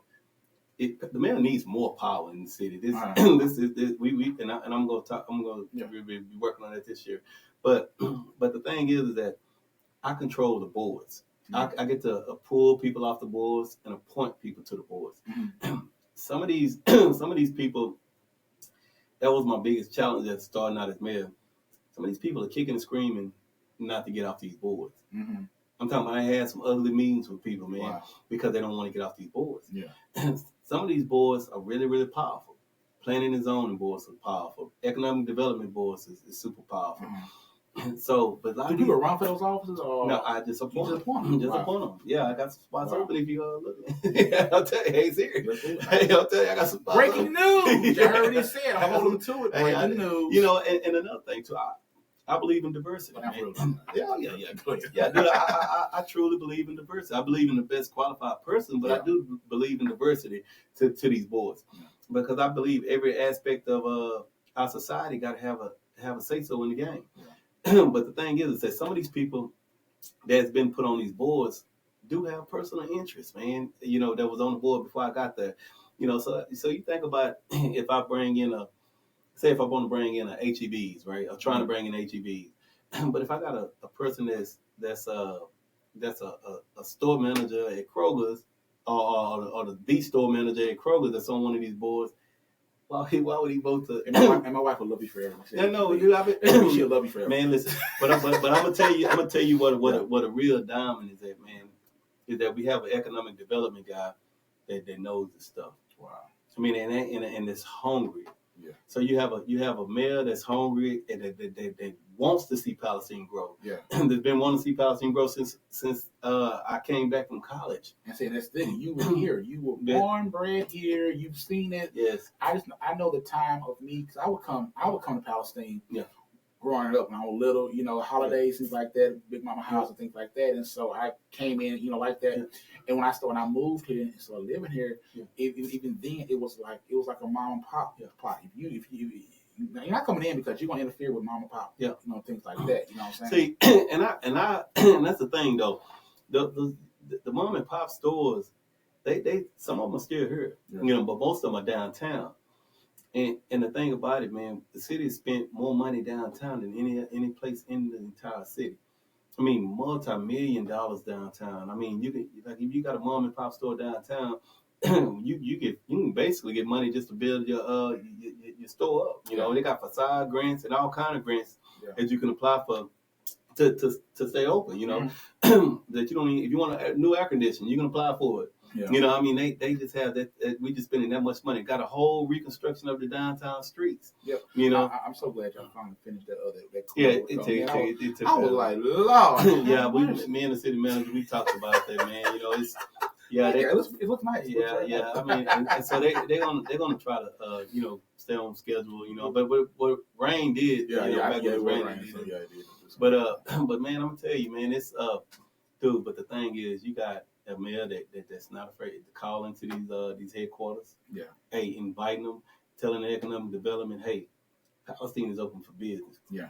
Reach out to whoever you can get. You know, let's talk about it. See what we can bring in. What incentives? If this company is asking for abatements, land, whatever they need, and if it's a good enough deal, because we make all kind of deals with them. I mean, like they say, if a big company come in, yeah, I give you a tax abatement, but you gotta hire your work staff have to at least be 70% from Palestine. Correct. You know, I mean, we we do things like that. Yeah. And so, man, but I'm telling you something, man, it's Palestine is the landscape of Palestine finna change. Yeah, I mean, and it's so crazy when you look around and you see. I mean, it's like you look around, it's like groundbreaking all over. Oh, dude, you finna see groundbreaking. Let me ask this question. My wife would kill me to have a mayor on here and not ask this question because she's getting on my nerves with this question. Gotcha. And I tell her, I ain't the mayor. So Yeah. I ain't talking about the hill. I don't know what to tell you Yeah, about. yeah, gotcha. Is there somewhere in the pipeline, like none of this is even on my cards, Okay. it's just you brought this up now. Good. I ain't even talk about this, but is there somewhere in the cards for young people? Yes. We got the bowling alley, yeah, thank you. You know, we got the little arcade added to the movie theater, but you know, somewhere where we need to, as a family, to take our kids. Man, listen, man, even when I ran for mayor, man, my goal is to, and like I say, now that the council, because at the time when I first got elected, council wasn't really open to this water park thing that I'm talking about. Not a splash pad. I'm talking about bringing in a major company like a water park. Mm-hmm. And the reason I say a water park, man, and people don't understand, this is Texas. We might have 2 or 3 months of winter at the max, but the rest is all summer. And we're not even talking about an outdoor water park. It could be indoor. But the fact is that Palestine has the resources, man, that Tyler don't have. Yeah. We have land. Yeah. We got that North Loop. My goal is to develop that North Loop. Right now we got fiber optics because nothing was going to be built over there until we got the internet system set up over there. And then we got the land over there. And now we're going to be talking about this year the infrastructure over there to be running pipelines and stuff like that, you know, sewage lines and all of that, water taps over there. But the fact is, the right company, man, I'm willing to negotiate to the fact that if you are the right company, the right company, the company that pays well, this and that, we willing to offload some land just to get our citizens the right paying jobs, man, that they can succeed and stay in Palestine. You don't have to move. You know, I got a 22-year-old that lives in McKinney. I mean, not McKinney, Mansfield, because you got to make a living. It's nothing here. You know, I would love for some $20, $25, $30 jobs come to Palestine where people can literally invest. Exactly. So that with that water, I'm open to all kind of things for kids, man. And matter of fact, you see these businesses that's coming in now, they more of a clothing store and this and that. Dude, I'm this year. Yeah. God willing, I get elected. I'm focusing on quality of life issues. Wow. Dude, when I say quality of life issues, I'm talking about issues that after you get off of work on the weekends and you got your family and kids, you can go do in Palestine. Yeah. I'm telling you, because dude, Palestine, we spend nearly half our revenue in Tyler. It's time for us to start competing with that. I'm telling you right now, because that's normally our dude. Hey, what we gonna do this weekend? Yeah. Hey, let's go to Tyler and spend a day. Trinity, you sure right. And when you go spend a day, you go eat, gassing up, you shopping, the whole nine. to head back. So let me tell you what I've done, man. I've negotiated the fact that we're getting a Trinity Christus Trinity Mother Francis emergency room facility. Yeah, got that. The LS Tractor deal. This next one that's coming in, man. I'll tell you this. Yeah, you like wait. the then and like I say, and signing off with the Ross and Marshall deal, man, because like I say, the mayor has to approve those things before they come in. That was crazy how you got a Ross and the Marshalls right there. And the I'm trying all to this. I'm trying in all these got 70 thing. I'm trying. It's so funny how you tear down and add the way they did the tear down and add. Well, how just that by itself changed the whole look of the parking lot. Yep. Period. I mean, you right? Like, It used to be dead, dude. It looked dead. The parking, the tardy parking lot, everything. It looked like an actual strip, a shopping strip. Well, you wait till you see the mall for so long. Oh. Until you wait to see the mall for long. But it stems from you do that, and the people, and the thing I would say, especially with the churches, think about the life of the churches and things like that. You got these kids, like my kids growing up and things like that. And then a lot of times they're quick to leave. They're quick to chunk the deuce. They're gone because they say, well, I'd rather go down the street and live in Tyler, where I go, but I still have some things that I can do and things like that. You know what I'm saying? So that's, man, y'all heard it from the mayor, right? Y'all heard it from the mayor. Dude, I'm telling you, man, because like I told you, just back like when I was in college, I'm thinking outside the box. Yeah, I'm thinking big and bold. Yeah. even on this next agenda item, man, on Monday you're gonna hear me talk about something that ain't never been talked about before. Yeah. It's the fact that our city hall, man, it's time for us to really start talking about our city hall, man. A lot of people don't understand how in bad of a shape our city hall is in, man. Palestine, man, let me tell you something. We're about to start really looking like Palestine is going somewhere. Because like I said, I'm gonna tell you something. In East Texas, cities outside like Athens and Jacksonville, they stay in standstill mode. Yeah. Standstill mode. I told you, we feel we're not doing that. Yeah. I'm serious. Our numbers are growing here in Palestine. The businesses are coming, and you see it. You can feel it. You can you know something is different. The even the vibe in Palestine with all of the events that we're putting on in Palestine. Yeah. I'm planning on hosting the end of this year a music festival. Wow. And I'm talking about a 2-3 day music festival. Wow. And with this 2-3 day music festival, that's selling out hotels. That's spending everybody coming into Palestine, spending money at the restaurants, the food places, things like that, man. I mean, that stuff comes back into the city. Yeah. I'm telling you, we never had a music festival in Palestine. And that's, once again, that's thinking outside the box. And I think, even in ministry, you have to think outside the box. I have a rental business and things like that, so I rent stuff out. Yeah. And one of the things that I said, well, I got it, but I'm also going to use it for the church and stuff like that. And so, like, I got a big old 24-foot inflatable screen that I'm going to have a drive-in movie up here. So there you go. You drive up, thinking outside the box, there you right? Go. And so that says a lot about leadership that you are saying. I'm not just holding a position. That's what I'm saying. We have too many people who just hold in the pulpit, in the city, and people just hold the position. Let me tell you, man. Like, as mayor, dude, I have always been for term limits. And the reason I've been for term limits, man, so much is because the 6 years that I was on council, I see what council can get complacent. If you have this certain length of time to do what you do, to get it, you stay hungry. You stay hungry. You steady fighting to get this, to get that. I tell you, I love being the first black mayor. I love it. History that's never be changed.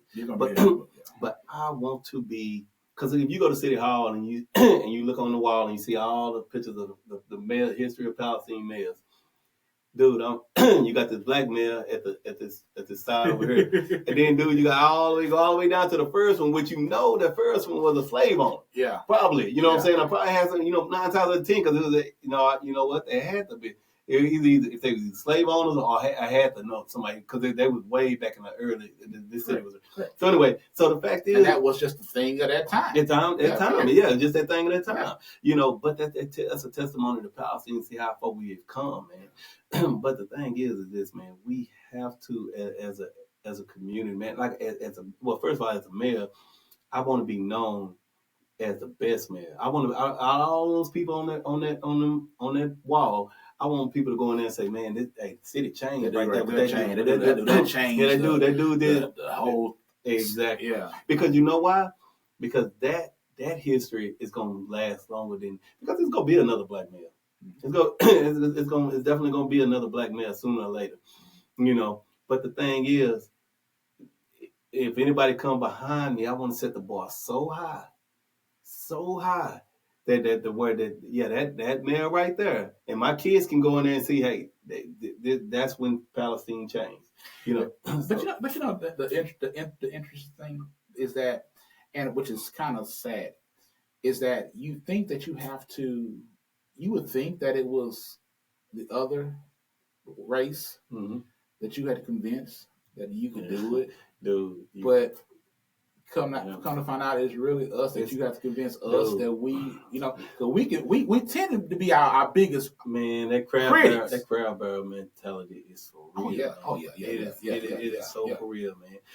And that's where the praying come in there, man. Yeah. Because a lot of people don't realize, you know, when you mayor for the entire city. Yeah. Correct. You know, you do. I'm mayor for the Nigerian community. I'm mayor for the white community. I'm mayor for the Latino community. I'm mayor for the black community. Dude, I am just the mayor of Palestine. Correct. You know, no, nothing else at the end of that. You know, and that's the thing, man. If somebody in the Nigerian community got an issue, I'm gonna deal with it just like I would deal with it if it was your issue. But who said that? Who said that verb? Obama stood up there and said, I'm a mayor y'all might not. I'm a president for but I'm the president. You might not have voted for me. Exactly. But I'm the president for all of you all. Dude, I would sit down and talk with my worst critic. Yeah. Dude, because one thing I do understand about being the mayor is that, and I think a lot of the prior mayors lost track of, dude, I don't work for City Hall. People keep saying, man, you this and that. No. I don't work for City Hall. I don't work for City Hall. But who I do work for is the citizens of Palestine. Mm-hmm. My job is to make sure the city manager is running the city of Palestine adequately. Mm-hmm. You know, and every wing from the fire department, police department, everything is firing on all cylinders. Mm-hmm. That's my job. But like I say, but my boss is a citizen. Mm-hmm. So like I say, everybody deserves at least 5 minutes of your time. Yeah.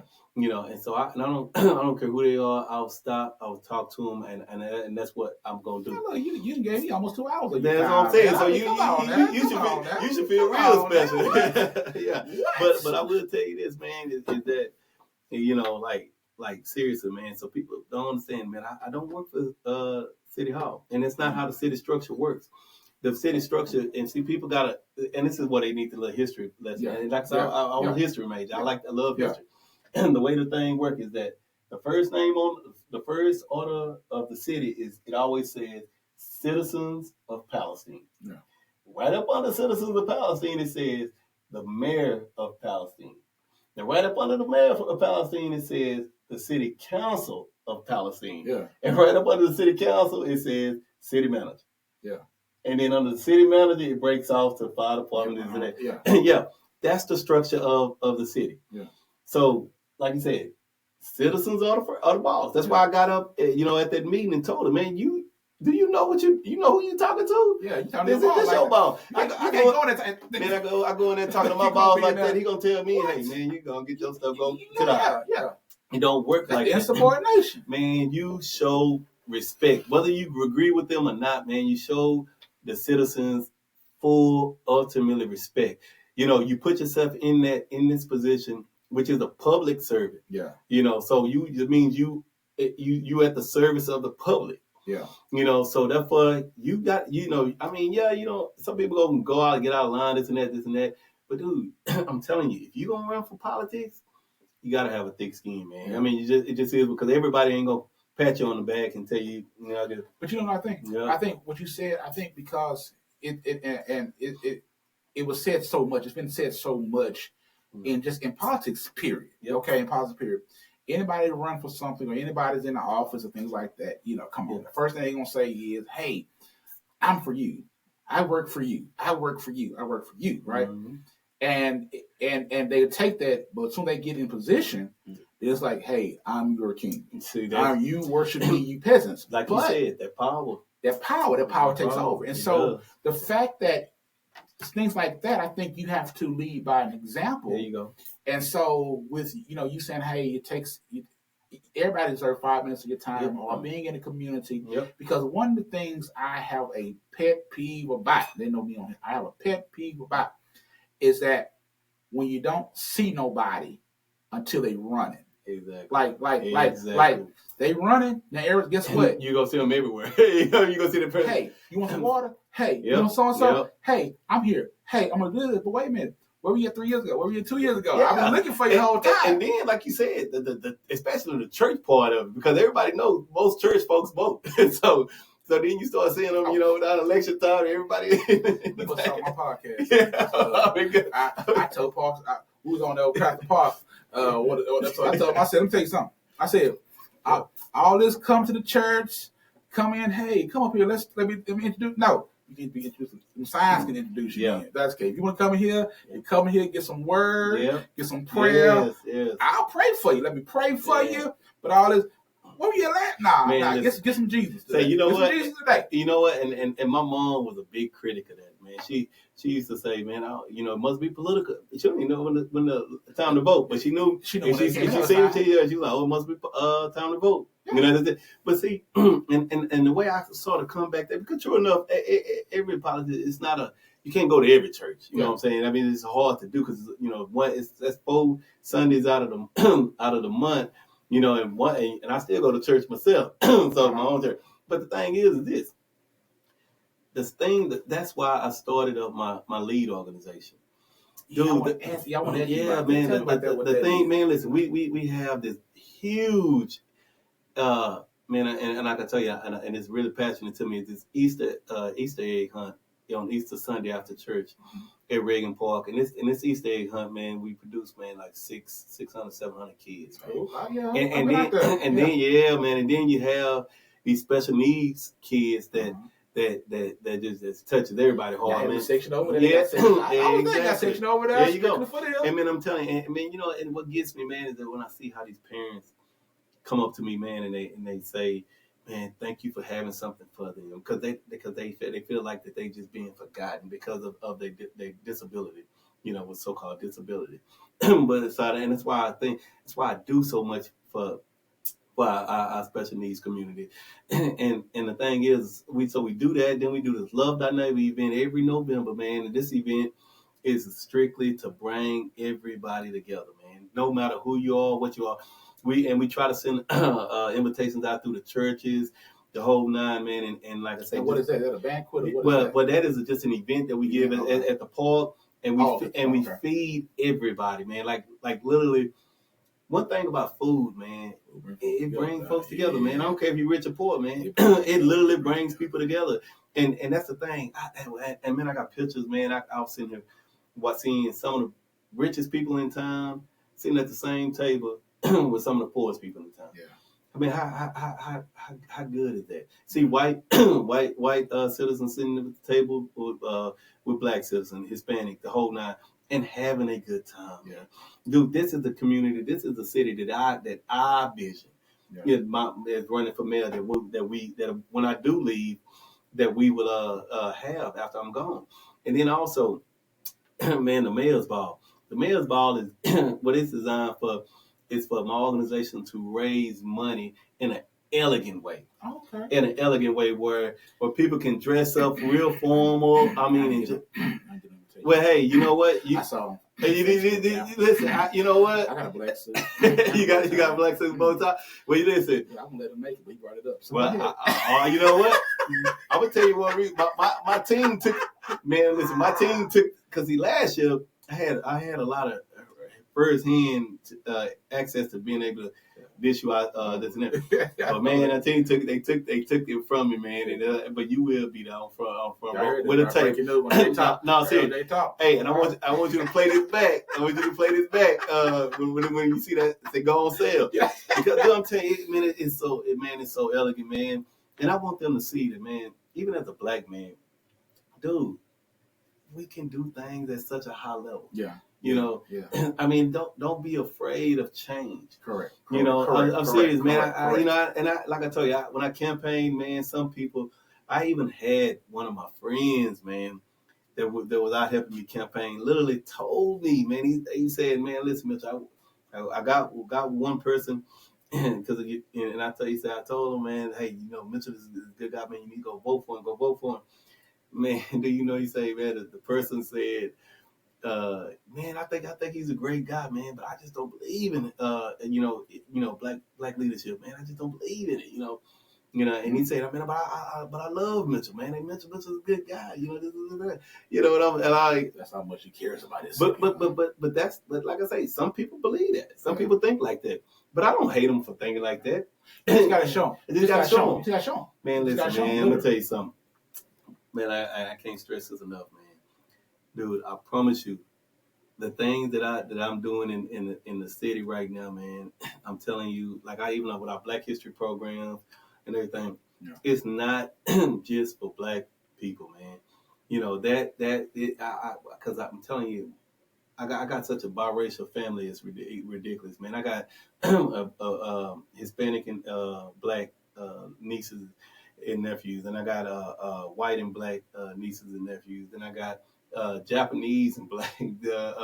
Yeah, you got it all, man. I'm telling you, man.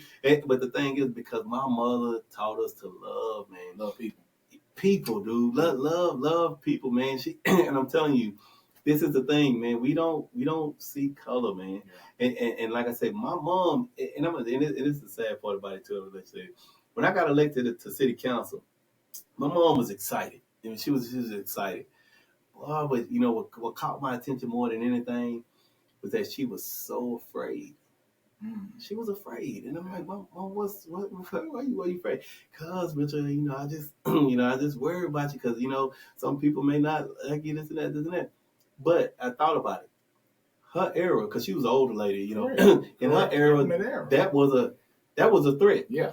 When she got her that job that I was telling you about the thing, you know, being one of the first Blacks to take an office job at the telephone company, she was shot at. Her house was shot at. I mean, she was harassed. They had to have police had to go escort her into the business for a few days. Yeah. My father used to have to take her to work. He wouldn't even let her drive. He used to take her to work every day to work. Wow. So she had this fear about, you know, that type of change, but you know, she was excited for me, but you know, and I was telling her, no, man, everything's good, you know, but when you see that the anti-Semitic racist stuff that they were doing at the park, that you know, a couple of years back, I see why she felt like that. Yeah. You know, but like I say, because now I got a family that I have to protect and think about, you know, just as well. but like, I'm gonna tell you something. But ultimately, man, I'm telling you, 95% of the city of Palestine, man, is all on board, man.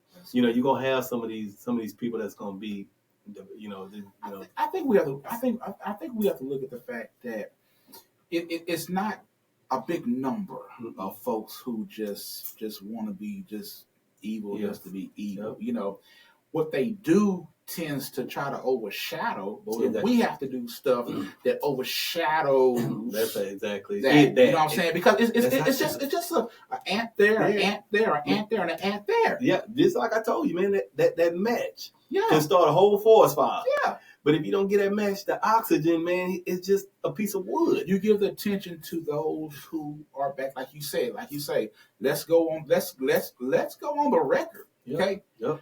Your mayor right now, you're the first Black mayor. Yep. Some white folks had to vote.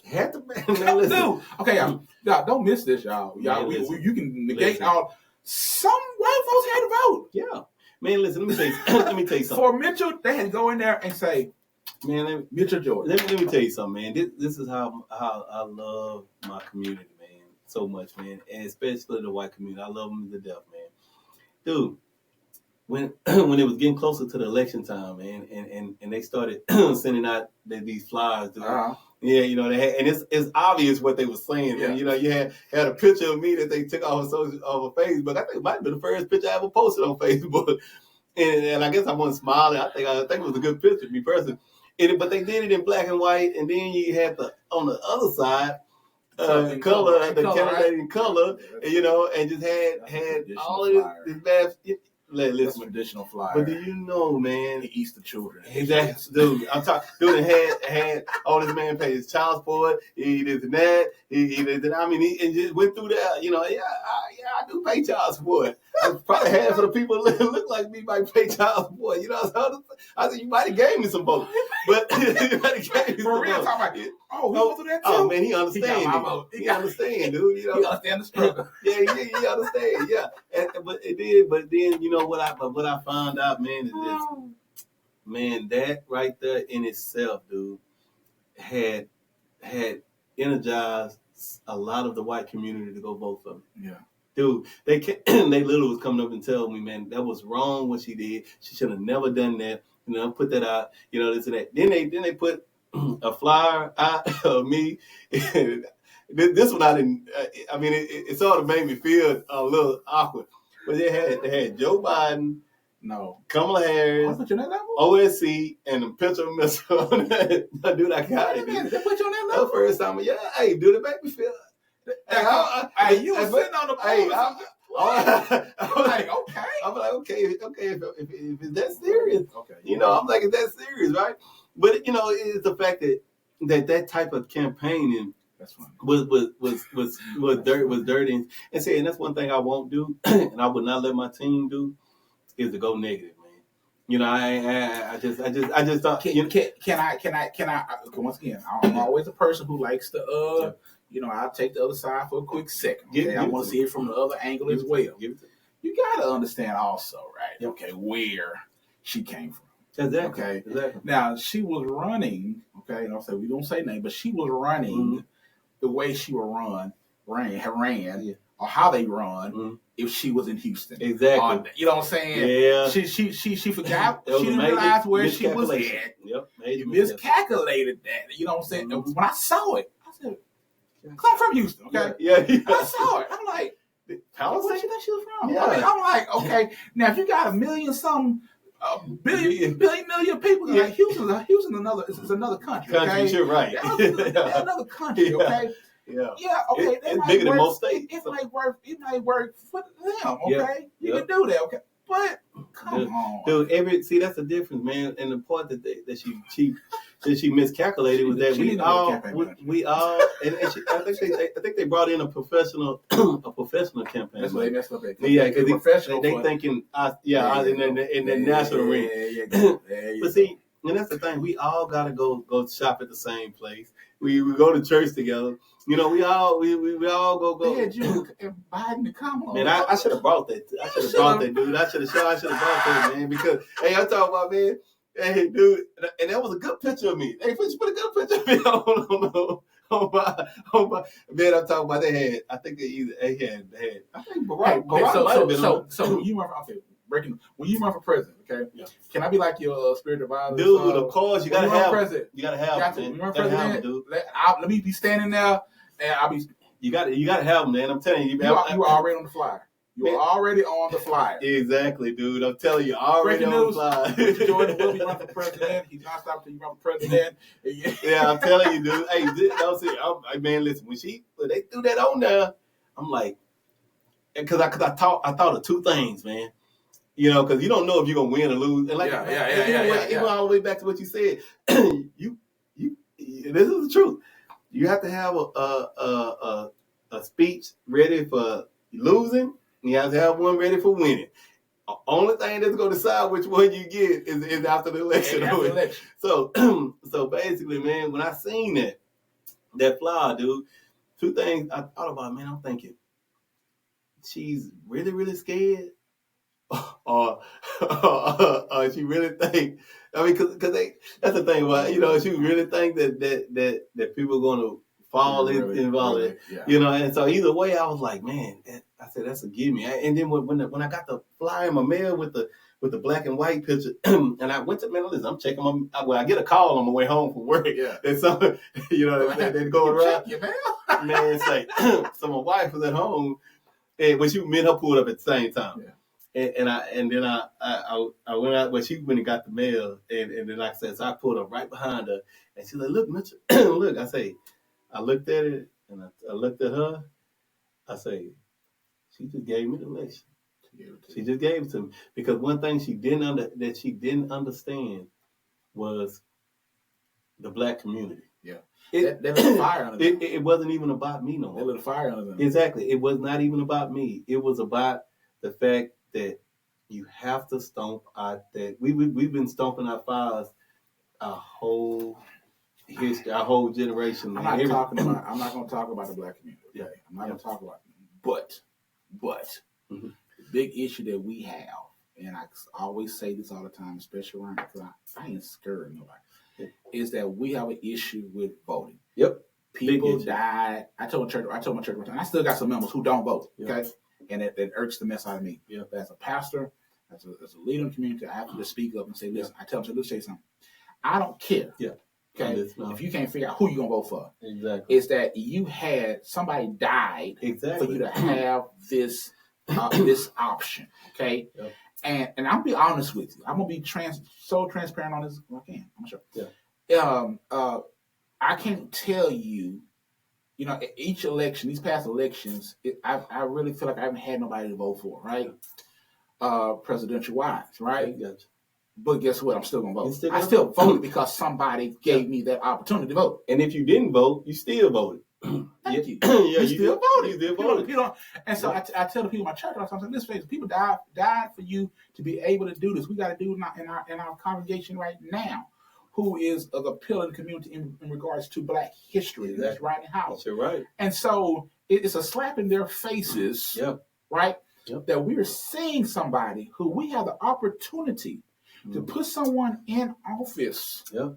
Okay, literally, you're about to live through history. Man, Rodney Howard, man, is the reason me and Rashad is even where we at. If this man didn't take his fight to Austin and fought for us for two black districts of representation, we don't sit here. We don't have this conversation. People need to understand that. You know what Man, I'm saying? I'm gonna tell you what we should have done at the Black History program. You know, well, not at the Black History, at the MLK thing. I believe in the truth telling, man. Mm-hmm. You know, like I say, as a Black community, man, we really have to do better. Correct. I mean, Correct. Correct. from the ground up, man, from family wise to everything, man, from the drugs to alcohol, every aspect we can always do better. Yeah. But the thing is this, man, is that we should have, like I said, going into voting, man, we should have showed what my mom them generation and her mother them generation had to go through to vote. It's still videos and pictures out there of them sicking dogs on the water hoses, police, military escorts to go into schools and things like that. Because that psyche we are forgetting. Correct. You know, correct. and then until you understand what these people did, and they even used to have to pay to vote, and they still got the money to pay to vote. The poll taxes. So that's what I'm saying, man. We cannot, and do you have to pass a test to be able to vote. But listen, man, and people don't see this stuff is coming back around. Dude, I'm telling you, they it's circling around, but it's in a different way, man. So I'm trying to tell people, man, don't just tell me you're gonna vote. Show me you're gonna go vote, man. Correct. Because I'm telling you, voting. Listen, I cannot stress this enough. Not just because I'm in an office, but the fact is, man, voting affects everything. Yes, correct. Everything, correct. dude. I mean, it affects how your food tastes. It affects the fact how much money you pay on your utilities, this and that. Correct. It affects what they put in your water. It affects everything because you put the wrong person in power. Like I say, power is addictive. Yeah. And some people, they just want it. Yeah. Their intentions ain't the best. Correct. But the fact is, once you put the wrong person in there, man, you will pay for it, and you'll pay for it tremendously. Mm-hmm. Look at Germany. Like I told you, history major. They put Hitler in office. Dude, this man tried to kill off a whole race of people. Dude, and you got to understand, it was an election. I mean, it was when he first got in, it's a forced election. But look at Vladimir Putin. Look at Vladimir Putin. He rigged an election. Dude, I'm telling you, man, people got to understand, man, if we don't get serious about voting, man, and about educating themselves on who's running and vote, dude, I'm telling you, hey, my kids' generation, man, could really not look the same. It's not fun about that. Can I ask you a question? Yes, sir. History and yes, sir. geography, social science. Give it. Hey, so how much do you think it's going to cost the budget to change all the maps and stuff to say Gulf of America? Hey, first of all, I'm gonna tell you. You know what? I'm gonna tell you this. No, I'm telling you about this. The budget's gonna take. It can't change it. And if you know history, They can't. It can't change. Oh God. It can't. And let me tell you how that gets changed. How that's supposed to get changed. So what's supposed to happen is this. This has to be voted on through like the United Nations and a whole bunch of other countries, man, have to, like the people who go through that water. Yeah, and not even the world, not even the whole world. The whole world basically has to vote on that. I mean, it may be a good idea. Good thought that you want to change it to the Gulf of America. But dude, it takes. It didn't never happen. The reason I'm laughing is because listen, for the next 4 years, okay, yeah. I feel in my spirit. I'm doing a lot of praying and laughing. Yeah. I'm gonna laugh to stop from not crying, and I'm gonna be praying the Lord. You just keep your hand on that wheel, and we're just gonna keep on. Yeah, exactly. It's serious. Yeah. It's serious than y'all think. You know what I'm saying? But once again, like I say, God is still in control. Exactly. Let me say this real quick. Our time is about to come. But listen, I always have a section on here, on this J-Talk podcast called Quick Pass. Okay. Quick Pass, all right? Okay. So I'm going to give you a word, and you just tell me what pops in your head. Okay. Ready? Yep. All right? Give it to me. Michael Jordan. Greatest of all time. I need to do that. Great dude, aka hands down. Okay. Yeah. All right, ready? Yep. LeBron James. Second greatest of all time. No, I take it back. I can't say second. I give him the third. Third greatest, yeah. I did it on purpose. Yeah, that's good. I did it on purpose. Yeah. You ready? Yep. Patrick Mahomes. Go on, say it. Go on, say it. Man, Pat Mahomes, will go down in history as one of the greatest. Okay. Yeah. Washington, Philadelphia. Who you got? Washington and Philadelphia. Washington or Philadelphia. I'm going with the underdog. All right. Commanders, the Commanders. Yeah. All right. Buffalo, Kansas. Gotta go with Kansas. Gotta go with Kansas. I like Buffalo, what they doing, man. But I'm like you though. Like you said, it's still that one person over there that you have to root for, man. I have to root for this dude, man. And I'm gonna tell you what, I'm no kin to this dude or nothing.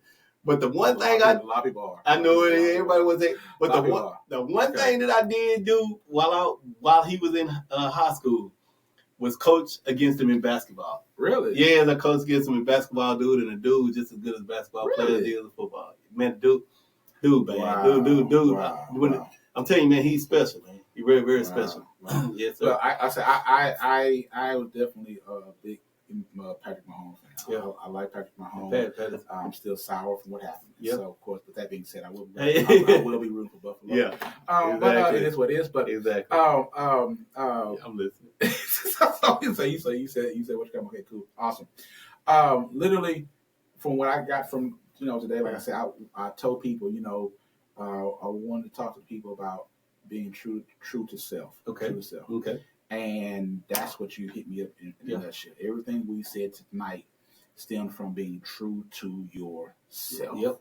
And so you see that within you, especially in your production and what you've been doing. And see, and I'm gonna tell you something, man. I don't. I work too hard to get to this spot for me to cheat myself in why I came to the city, because I truly believe that as mayor, I could change some things. you know, and like I say, and once I leave, I want to look back and say, man, I did do that. I changed the way people look at the mayor seat, you know, because I told you, man, I don't want to I don't want to just be known as the first black mayor. I love that, I love that, but let me be known as the best mayor Palestine never had, because on that wall that I told you at City Hall, that wall shows that I'm, as of right now, the first black mayor. But history is gonna tell that on all of these pictures on the wall, that was the best man. You know, that's what I'm looking for. Because right now, the only thing that I got on everybody else on that wall is that I'm the black man. Yeah. You know, but before I get off, the other thing that I'm gonna have on that wall is that I was a better man than all of them. Let me tell you something. This was not. I'm. Let me. First of all, it's kind of embarrassing to say. What's that? I did not even know we were in election season. Oh yeah. Yep. I got him here because I wanted to have the mayor on here as we're approaching Black History, first black mayor. Yep. And then plus, I just wanted people to know about how to stay true to yourself, which I just kind of looked through the grapevine and saw that that's a platform for you, staying true to yourself. You didn't change, you stayed true to yourself, despite it all. You know, and of course, people had questions behind the scenes, like what really, you know, they see you sitting up there behind this. You know, of course, when the cameras are on and you kissing the babies and you know, the getting the Easter eggs and all that stuff, you know, people looking to try to see how, you know, how is the mayor doing? What got him to here? And so I do appreciate your transparency tonight.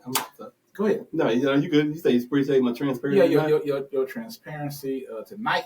Yeah. On J Talk podcast, and I want to ask you one last question. Yep. One last question, and y'all listen. We'll be done tonight. For two things really. What's going on in Palestine that we need to know of? Events, anything that's coming up? Oh yeah. We need to know about? I'm glad you asked that. Oh man, that's why I do what I do. Man, listen. So check this out. So this is what your mayor of Palestine is doing. First of all, come March, it's gonna be the weekend right before the Dogwood Festival. The lead organization is in conjunction with the city of Palestine.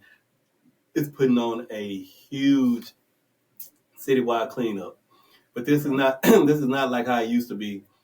We are looking for volunteers. We are hoping to get at least 100 volunteers, and these volunteers could be from community service workers that want to get hours. From we want to orchestrate with the 2 school districts to get teenage the juniors and senior college hours, because now you can't even get in college without community service hours. And then we want our senior citizens to come out and get exercise and get get moving and this and that, and just people that just want to give back to the city. We want them to literally come out and join us. We're going to meet that morning at Reagan Park. We're all going to have You said in March? Yes, in March. Yep. And so we're all going to have on our safety vests. We got a bunch of safety vests that we're going to put on. We're going to have our gloves donated. we're going to literally have pick sticks and trash bags donated. And one of the most biggest things that we're going to provide breakfast that morning, and we're going to provide lunch that evening when we meet back up. So the game plan is to split up these 100 volunteers all through the city to go and clean up neighborhoods, pick up trash, trash on the streets and everything like that. We even going to have looking for lawn services that want to volunteer service to because we're gonna get a list of senior citizens that can't get out and cut their grass and things like that we can that we can get them to donate their time to get their properties under code and everything. And so also we're looking for men with trailers and trucks, because we're going to be anything that they got that they need to they need to get rid of, we'll put to the curb. They put to the curb, we're getting it, loading it up, hauling it off. But we're going to do this, you know, as a fun event and for us to all come together again, rich, poor, black, white, to just come together as a community and show other cities how you lead in the city. And this is, I told you, the mayor thing is not. See, my leadership comes from. It's not coming from pointing. Telling Yeah. people. Some Nah, mine you is been telling there. mine is You telling been there. people, Yeah, come on, yeah, come yeah, with me, come yeah, do you what been I there. do. Yeah, you been there. And so so that's in March. Then you have in April a huge annual Easter egg hunt, and like I say, and we have this special part of it for our special needs community. And when I say kids, because we have a certain age range in our special needs community, you go by they mental mentality. Mm-hmm. Yeah. So you can be a grown person if you're still a kid in your mind. Yeah. Come Easter egg hunt with us. We turning nobody away. Never would. And then after that Easter egg hunt, I'll tell you this other thing, but I got to tell you this a little bit later. But after the Easter egg hunt, we go into Juneteenth and everything like that. We have our mayor's ball at the end of the year, and so but I can't leave without saying I'm talking about February, our Black History program. Yeah.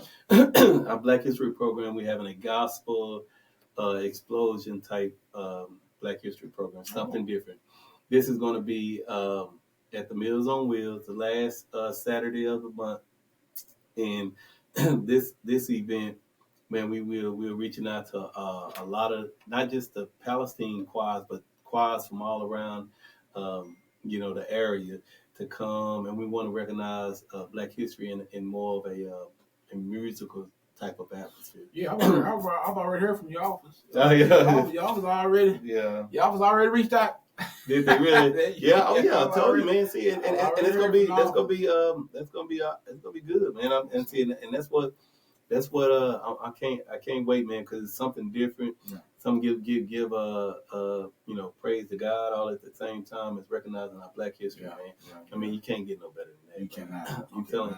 Like I say, last year we did a huge sports recognition. This year we're going through the gospel, and I think next year we even looking at Black business. Awesome. So yeah, Wow, so it's gonna be good. Wow. It's gonna be Oh good. man, that's exciting, man. It's exciting. And man. don't forget the recognition for Rashad Mims, Black with the community impacts, recognizing him in Black history, because he has done some amazing things.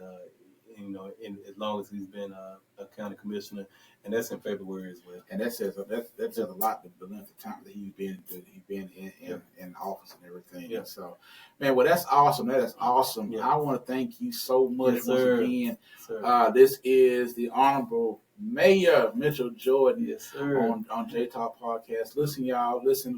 Stay tuned in. Make sure you like, share, subscribe, and so that you can get notifications when we are on. Like I say, this is real talk, real people, about real situations. Exactly. And let me tell you, man, we're gonna be in prayer for you, man. We're gonna be lifting you up, man. That. And not only are we going to pray, we're gonna vote. There you go. Yeah. and like I told you, man, and don't, politics, man, voting is the key. But just keep in mind, man, remember politics is always, for some reason, it shouldn't be dirty, man, but, it's a dirty game, man. I just chose not to play that that. But, if me and my team, expecting, if it does go that way, we prepare for it, but just come out support, man, and let's keep policy moving the right way. That's right. That's right. It just is what it is. And as the preacher, as the pastor, during the whole election and campaigning time, No. I'll go high. You go. Y'all go. Yeah, there you go. Yeah, I gotta go. Yeah, there you go. That's the truth. We got you. We'll go high. And that's really what my campaign team is striving on, man. They say let your work do the talking. Let your work do the talking. And like I said, you have that already set in place and everything. So we are truly excited about that. Hey, y'all, we are definitely going to be back once again. We're so excited. Thank you, Mayor. Thank you so much for giving us this time, man, on J Talk, being in the cafe. Hey, man, the pleasure with us, man. I gotta come back, man. Listen, I gotta come back. Whoa. I didn't enjoy it too much, man. Hey, then your studio is amazing, man, dude. Listen, This is crazy, man. I gotta come back. I ain't gonna lie to you. We just doing what we can do, man. Like I say, like I told the mayor, my cafe people, we're just literally just in here. We have no sense, but we get it done, and we talk about real stuff with real people, which is you, about real situations, man. And we take the gloves off and we just talk. Man, thank you once again for letting us know Mitchell Jordan, not even the mayor. We know Mitchell Jordan.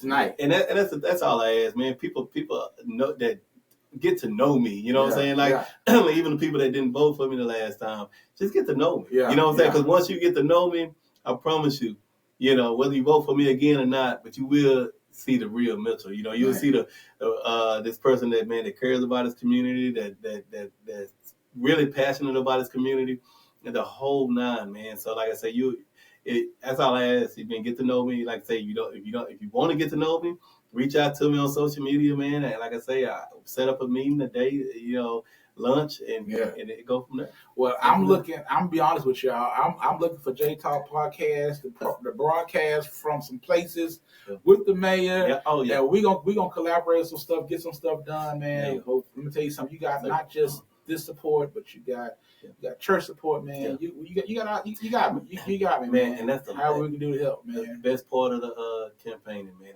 is knowing, man, that you see some of these you see people that believe in you, that support you, no matter how the outcome goes. It's just the fact that you see people that encourages you, pushes you, love you, prays for you. Man, that's how you can add. You got us, man. You got us, man. You got us, appreciate you, man. I love it, man. Hey, man, we appreciate y'all. Thank y'all for signing in, coming in. Hey, we'll see y'all on the backside of the cafe. We signing out. And I wanted to say real quick, man, hello to your beautiful family. Man. Oh, man. You got a beautiful one, man. They all right. Nah, you got an awesome one, man. Yeah, but thank you so much to you, your family as well. Thank you. Pray for all of you. Appreciate it. Hey, we're going to have a good election. Good deal. Love y'all. We see y'all on the cafe. Peace.